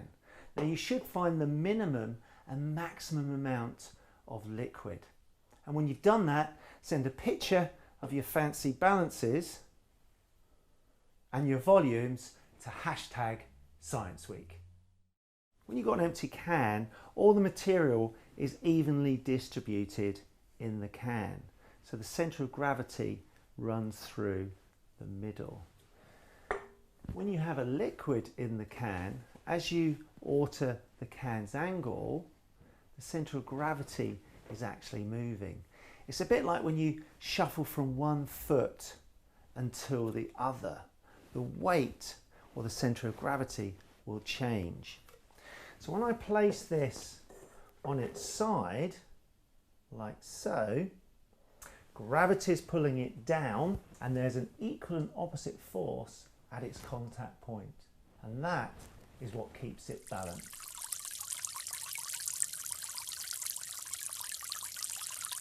You've managed to change the forces of a can so it can balance. But is it possible to do the same thing for this glass? Well, let's have a look. Right. So at the moment, it looks like this can is applying a force this way to counteract gravity. So I'm playing with forces here. I've got gravity pulling down, maybe the Coke can is assisting in some way, maybe applying a force this way, gravity that way. But what happens if I remove the Coke can? Is it possible? Success! Yes, yes it is. Look, it is possible. It looks impossible, but it is possible. Now the thing is, I can let you into the secret. I'm not going to tell you how it's done, but I want you to think about the forces that are involved here. Obviously I've done something. If you've got any ideas, please send them to #ScienceWeek. And by the way, this is one you really shouldn't try at home.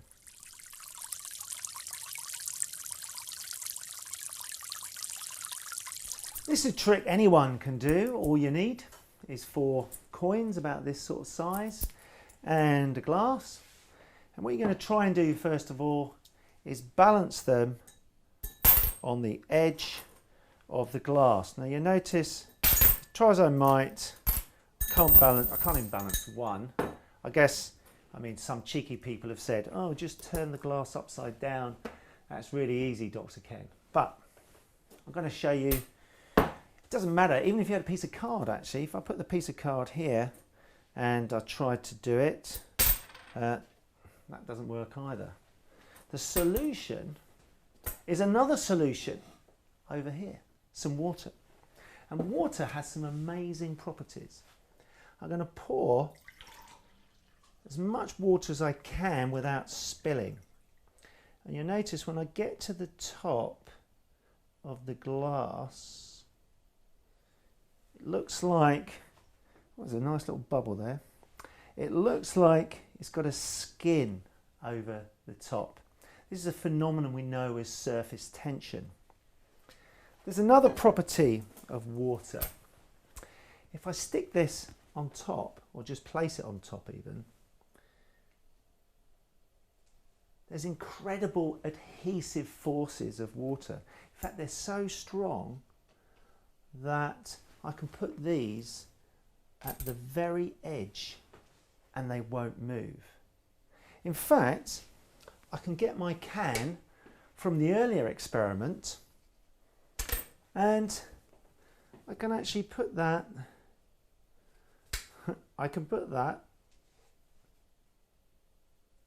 on the edge too. How about that?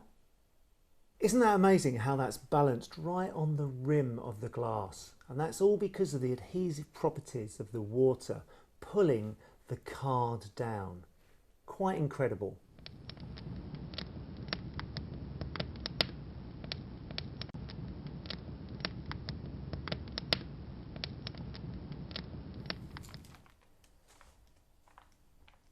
The reason I like science is because of one of my science teachers, Mr. Sharp. He used to take a book about the stories behind all the elements and compounds, and they used to be absolutely amazing. pretty much like this book here. Now, fire just appeared as if out of nowhere from this book, but there's pages in this book. So how did that happen? Well, we can look at the science. Think about fire. You need three things for fire.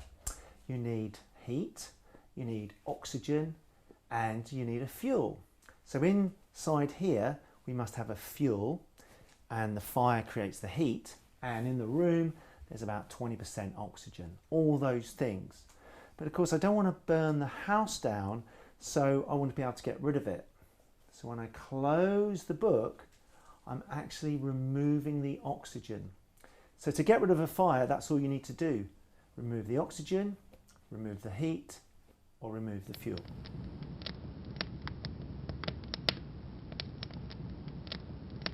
I've got a fire torch. So I've put some fuel on this fire torch, and I've got some heat here, and there's oxygen in the room. If I want to extinguish it, I can cool it down, I can get rid of the fuel, or I can get rid of the oxygen. Now this is open to the oxygen, but if I put it over and take it away, you'll notice that the flame diminishes and eventually goes out. So the question is there any fuel left? Have I got rid of the fuel? No, there's a little bit of fuel left. Have I got rid of the heat?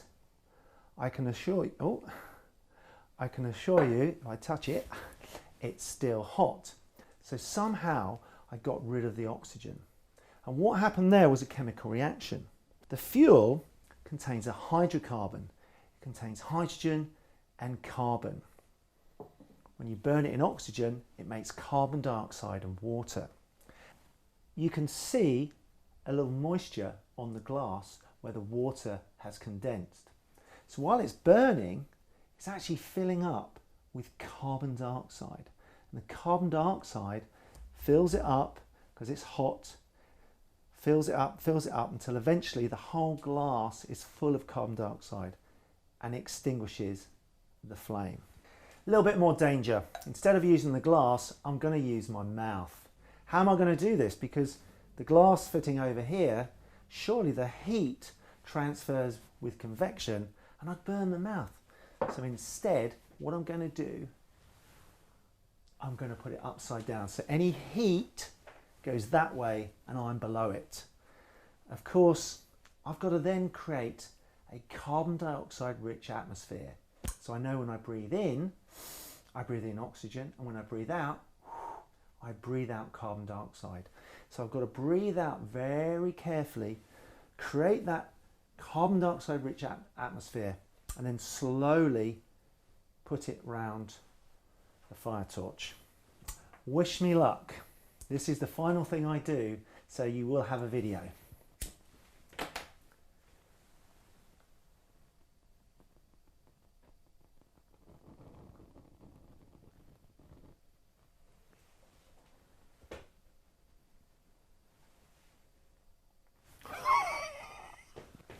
Only joking, but seriously people, do not try this at home. I did go to a circus school to learn this. I hope you had a great science week and you had fun watching or taking part in the science experiments. Whether you balanced a can, levitated water, or found something out, please let us know.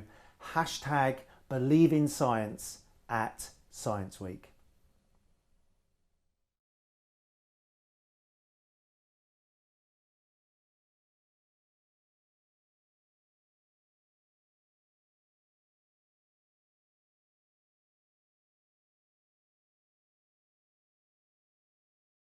Hello, Matt the Science Magician here.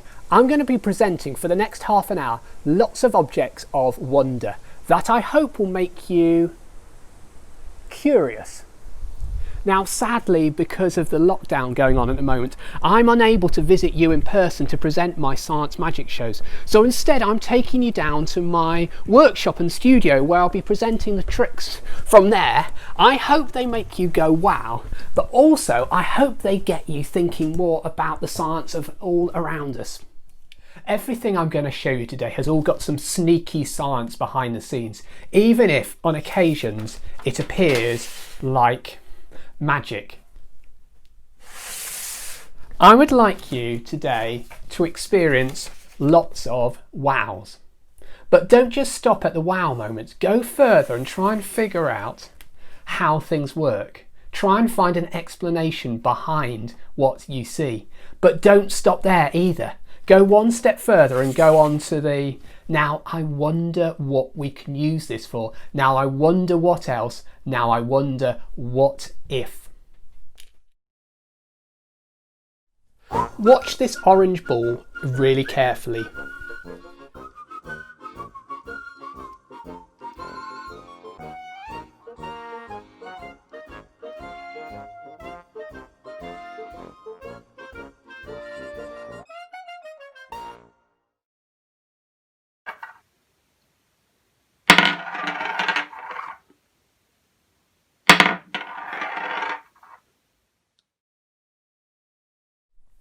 I'm often asked, where do the ideas come from for my science tricks? Well, one place I get them is from old books, like this one. This is by a guy called Tom Tit. It's a good 100 years old. It's full of experiments that nowadays might be illegal, might be dangerous, we might not have the equipment for, but one or two of them are absolutely amazing. Like this one here. This is a leather belt that's been turned into a roller coaster track, and they've covered the leather belt in wax, which repels water. So if you have a water droplet at the top, the water droplet will run really smoothly to the bottom. Now, we live in the 21st century, so rather than cover a leather belt in wax, I got myself some of this spray. This is super water repellent spray. In fact, it's what we call hydrophobic. It means that the water is pushed away from any surface that has been sprayed with it. Like this example here, you can see that the red water likes to stay in the middle where it hasn't been sprayed, but it's really pushed away from the edges where the spray has hit the cardboard. Now, I've just put some water dye in it, so that's why it's red liquid.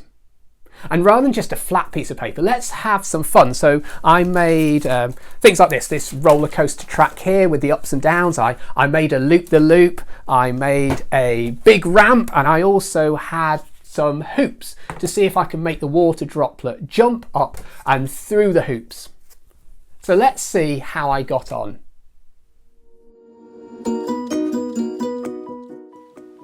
As you can see, the water moves pretty fast, so for the next shots I've slowed the footage down.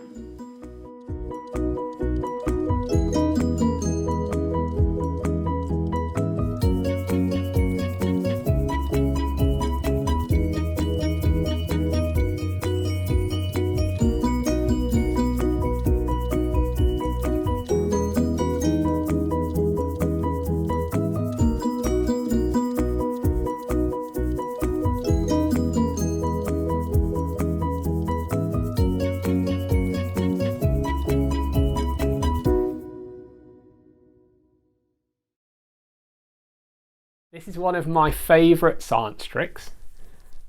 You'll notice though that this bottle has something inside. There's at the top there's a packet of vinegar, and there's also a few paper clips at the bottom. And we're going to see if we can turn this into a submarine. I'm going to see if I can control this. Here we go. Come on, sink, sink, sink, sink. There we go. Keep going, going. And we can see if we can make it float. Up it goes, and we'll see if we can make it, there we go, sink. And all the way up to the top. So I wonder what ideas you had as to how this was floating and sinking. Maybe some of you thought there was a string that I was secretly pulling up and down. Some of you maybe even thought that the heat from my hands caused it to sink. Did anyone think that it had something to do with my ring here? Because I mentioned the paper clips. So maybe there's a magnet, maybe the magnet is on my ring and it's pulling the paper clips down. Actually, sometimes magicians are sneaky. Sometimes we try and lead you down the garden path, make you think something when actually something else is going on. So I had my hand really close, hoping that some of you would think it might have been a magnet. Actually, it's not to do with that. It's to do with my other hand that's at the bottom. My other hand was squeezing. When I squeeze the bottle, it causes the vinegar packet to sink. And when I let go of my grip, the vinegar packet floats up. So what's the science here? Well, boats float, don't they? Now, if you're the Incredible Hulk and you could squash the boat into a ball of metal, it would sink. By making an object smaller while keeping the weight the same, you can make something sink. That's what I'm doing. By squashing a bottle, I'm squashing the vinegar packet inside. In fact, there's a bit of air at the top of the vinegar packet that I'm squashing, making it smaller, small enough to sink. And then when I let go, the packet of air gets bigger again and it floats. The next science trick is a great trick to wind up your friends. It's a challenge for them. You need an empty box and you place the box over the edge of the table, and what your friend needs to do is with one hand lift the box so it's upright.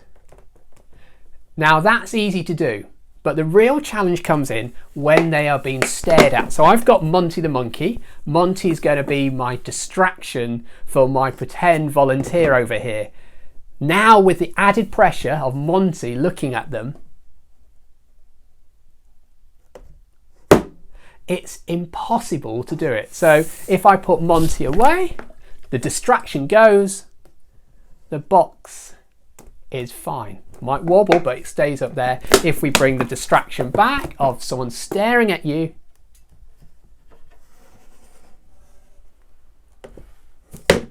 it collapses. Now I wonder what's going on. Now you know already that I cheat using science, so it's not something strange going on, magical. Maybe it's psychological, maybe it's a mind game, maybe it is actually the monkey or you staring at your friend. It's not. We can completely lose the monkey because a monkey has got nothing to do with it. You may be thinking, hang about Matt, you've got some extra weights inside the box. Well, the box is empty, there's nothing in there, there's no magnets, I haven't got a secret fan pushing it over, there isn't string off to one side pulling it. But did you spot the extra lid on the bottom? That extra lid adds some more weight to the bottom of the box. Because you've now got one piece of cardboard here, another piece of cardboard there, there's two pieces of cardboard, and there's only one piece of cardboard on top. Which means when you try it the first way, lighter on top, it stays up. But when I brought the monkey out, I secretly turned it over, and when I turned it over, the weight is heavier on top and it tips over. It's impossible to get it to go upright when the box is upside down. Try it with a shoebox. Also, try it with a matchbox. Ask an adult first, because the way a matchbox is designed, it's got that drawer there and two pieces of cardboard there, which means the bottom is automatically heavier when you have it normally. Turn it upside down and it tips over. It's a great trick with some simple physics behind the scenes.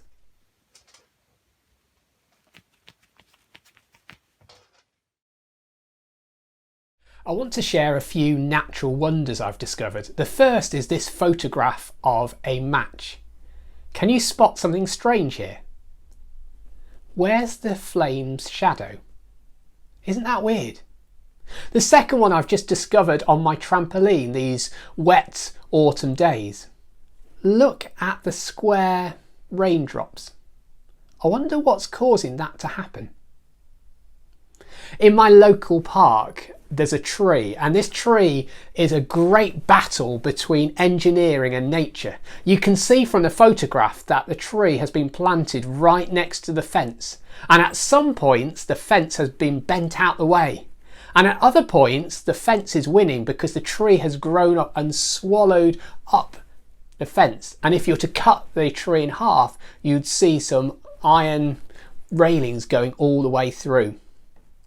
One final natural wonder I want to share with you is this time-lapse video of some plants on my window ledge. Watch as the leaves move towards the sunlight and track it as it moves through the sky. This footage took about 90 minutes to film, but it's been condensed down into 30 seconds. Isn't it amazing?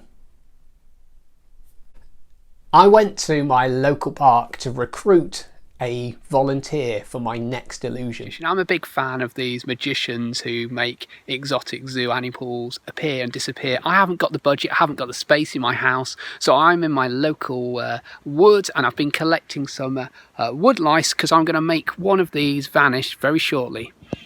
So this is the setup. We've got a box to contain the wood louse. We've got a tube. This box lid lifts open and we've got the open bit, and then we've got our wood lice which we're going to place inside and make disappear.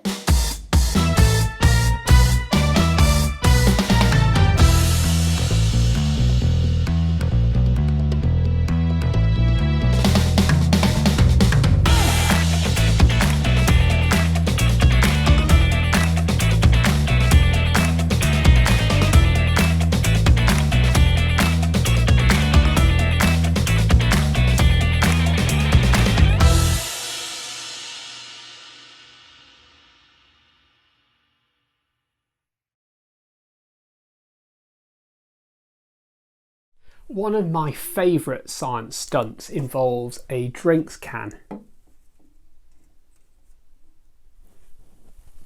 Now it looks like it's staying up by magic. It's not. It's just very simple science. The thing is, if you try this with a full can of drink, it will tip over. And if you try it with an empty can of drink, it will tip over as well. What you need to do is you need to have your drink half full of liquid. And when it's half full, and you put it like this, what you find is half the weight of the can and the water is on this side and half the weight is on this side, and because it's half and half, it's balanced. It's a bit like when you go to a playground and you go on a seesaw. When two people weigh the same at either end, it doesn't go up or down. If one side's heavier, then it goes down, or it goes down this way. Now if you're going to try this, can I give you some top tips? First tip is do it outside, and then if it does spill, it's not going to make a mess. Second tip, even though you can see I've got a Coke can here, I always do it with water inside, because if it does spill, even if I'm outside, I don't want the sticky, stainy mess of Coke going everywhere. Water is easier to clear up. So once you've done that, you can then start making things a bit more interesting. If you have a drinks bottle like this, and it's got one of these sports caps, you can balance a can on the top like this. You want a lid that doesn't bend up, because if it bends up, the can will roll off the side. You want it bending down. It's what we call concave. It's like a bowl and it will always roll into the middle. So have a play with that. See if you can get a can balancing, and then be creative where you balance it. But at the same time, be thinking where's a sensible spot to do it. So that's one uncanny balance. Let me show you another one. This involves something I bought from a science museum. It's a flying pterosaur, and it's been carefully balanced to perch just by its beak on my finger. Now what's happening with this is you've got some extra weights here and here, and it looks like it's going to be heavier at the tail and the feet end and tip this way, but because these heavy weights are here, it counterbalances it and stops it falling. So you can balance it on your finger, you can balance it on a bottle lid, and it's really fun to play with. The only problem is this cost me about £12. And I love doing things which you can do with things around your own home. So let me show you how to make your own flying pterosaur. What you need 2 forks, you need a cork, and you also need a tiny little matchstick. Now you can see here, my matchstick is just sticking in the end of the cork. And I've already made some holes here. I'm going to be careful when I push the forks in that I don't jab it into my finger. And what you've got here is you've got your flying pterosaur. And it works in a very similar way to the plastic one I showed you. You've got this point here where the beak, where the matchstick is, where it balances on a bottle. But I was thinking, let's go back to this can for a moment. If there's too much weight on this side, it'll tip this way. If there's too much weight on this side, it'll tip this way. But if the weight goes exactly in the middle, and if you think about it, a seesaw or a playground, if someone sits right in the middle, it doesn't tip it either way. There's this line going straight up from the middle that anything goes on that line, it's not going to tip this way, not going to tip that way. Some of you may have already spotted, just there, there's a matchstick. I've stuck that to the side of the can. That's the point which is straight above the bottle lid. That's going to be my perch where I'm going to try and land this flying pterosaur. There we go. We've now got a double balance. We've got a balance on the lid and a balance on the side of the can. So that's two balances. Let's extend things further. I've got this wedge here. This wedge has been carefully designed. It's got a hole in the middle, which allows me to take a bottle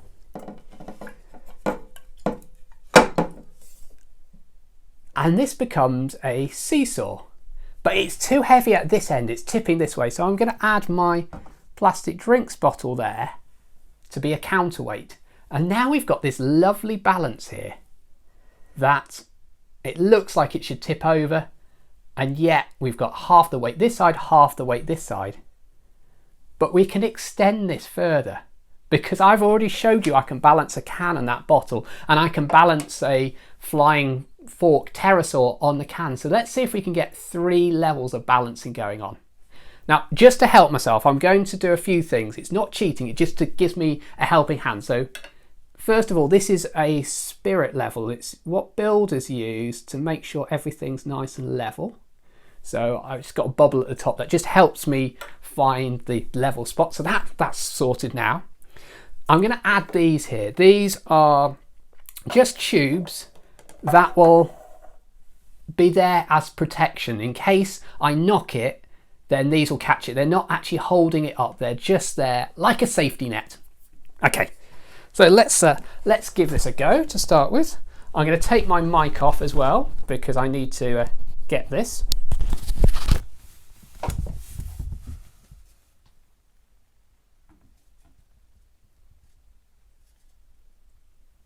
Good. So let's just check this is working. So we've got 2 levels of balance now.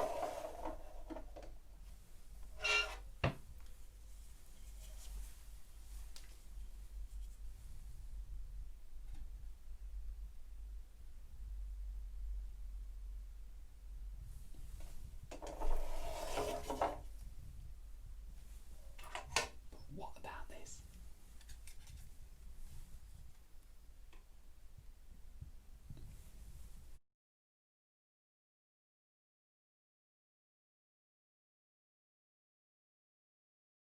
Four levels of balance going on. We've got a balance point there, balance there, balance there, and balance there. Over the summer, I set myself a really big challenge. I'd decided I would try and make a whole tower of cans. Now, you'll notice here, I've got on here a sports cap that I've cut and glued to one side. That is now the platform that I can put a second can and balance it on there, maybe a third and a fourth. Now, I'd love to show you this balancing right now, but seriously, I've just spent 20 minutes trying to get it to work and it's not working for me now. However, I'm going to show you a video that I took a few weeks ago at the end of a very long evening, at least 3 hours of trying to balance these cans, and you'll see the relief and the amazement on my face when I finally get it to work.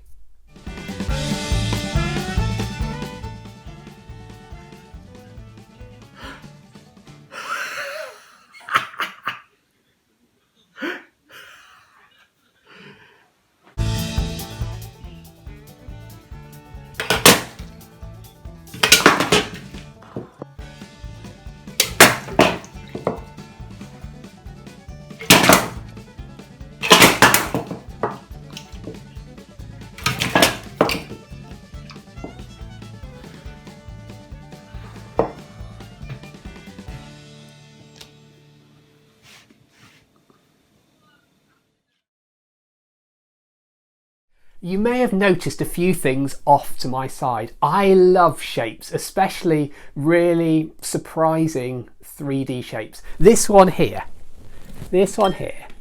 is called a Hoberman sphere. It looks impressive, doesn't it? But when you pull the edges, look at this. Look at that, how it expands and gets small again. It's a really, really clever design. So that's a Hoberman sphere. And over here is something I made out of Lego. Now I have to be careful with this.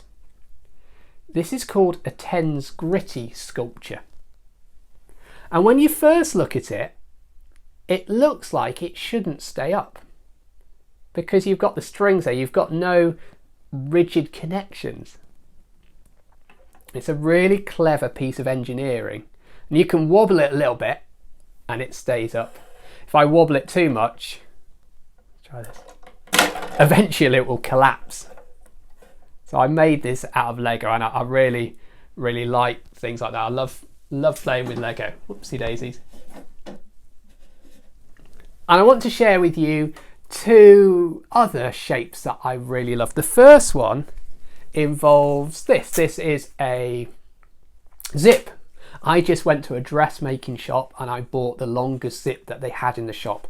And we know how zips work. If we go like this, it comes undone. I end up with two parts to the zip. So let me join it up again. Now your coats will have zips, but they will also have Velcro. So at the ends here, I've got some Velcro, which means I can unzip it because we've got a circle. And if I unzip the circle, we end up with, well, we end up with two circles. That's not that surprising, is it? Here's where it gets interesting. If I put just half a twist here and join the ends together and unzip it, we end up with a completely different shape. We end up with a giant circle. So half a twist creates a giant circle. So let's ask that what if question. Rather than do half a twist, what if we do a full twist? So let's do half a twist, a full twist. Maybe have a think what shape you think this is going to make. So we made a circle, we made two circles. This time what are we going to do? We unzip it and we end up with two circles, but these two circles are joined together. And you can try that even if you've not got a zip. You can try it with a strip of paper, join the ends together with a bit of tape and cut it carefully with scissors. You make a really interesting shape when you do half a twist. It's called a Mobius strip. It's a one-sided shape. This next thing down here is a six-sided shape. And I know what lots of you are thinking, Matt, it's a hexagon. Of course it's six sides. No, it's not just a six-sided shape. It's a yellow six-sided shape. And it's also a blue six-sided shape. And if we were colour mixing and we mix blue and yellow together, we'd end up with green. So this has got three sides. It's got a blue side, a yellow side and a green side. I haven't told you about the red side though. The red side and now the yellow side mixed together makes orange. That's now five colours: red, blue, yellow, green, orange, and there's one last colour. See if you can figure out what we're going to make. Blue, red mixed together makes purple.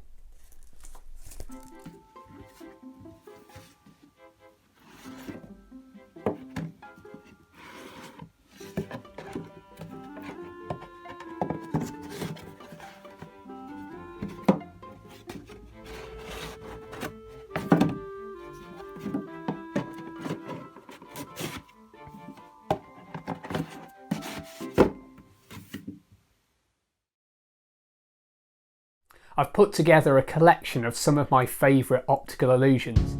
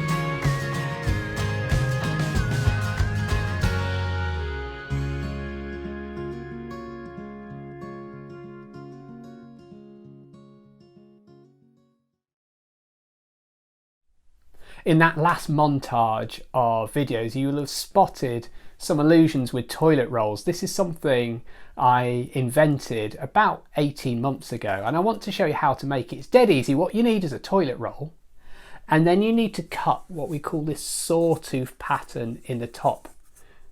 And I'll show you how to make that. It takes you about 20 seconds, and then when you place this in front of a mirror, it creates an illusion where one arrow points one way and the other points the other. It's what we call an ambiguous object.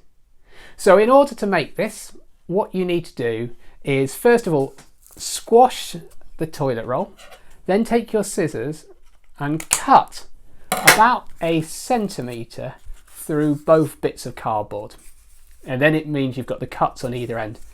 And then what you need to do next is you start cutting at the top of one of those cuts you've made, and you need to be careful with your fingers here, and you cut and you work all the way around trying to go in a straight line and aim to end at the bottom of that second cut, so you're cutting out a triangle.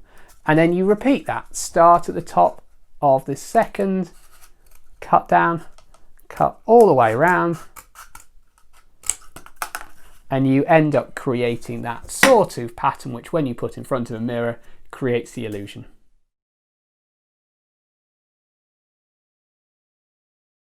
We're nearly at the end. There's just two last things for me to do. First of all, I want to say a big thank you. Thank you for watching, and thank you to Science Foundation Ireland, who've both sponsored and organised all these amazing virtual science shows across the country this week for Science Week. The last thing I want to do is I want to show you my favourite magic trick. I'm not going to explain it, I'm going to leave it as a mystery for you to figure out. It involves a spoon, and just so we can see what the spoon's doing, I'm going to place a card in the end. So when the card moves, you know the spoon bowl at the bottom is moving as well. And then I'm going to hide the bowl in my mouth. And my challenge is, sorry, I should explain. My challenge is this.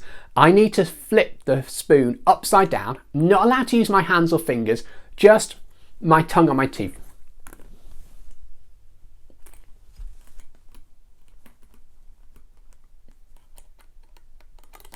Ta-da! Now, of course, if you find it really hard with a big spoon, try it with something thinner, like a fork.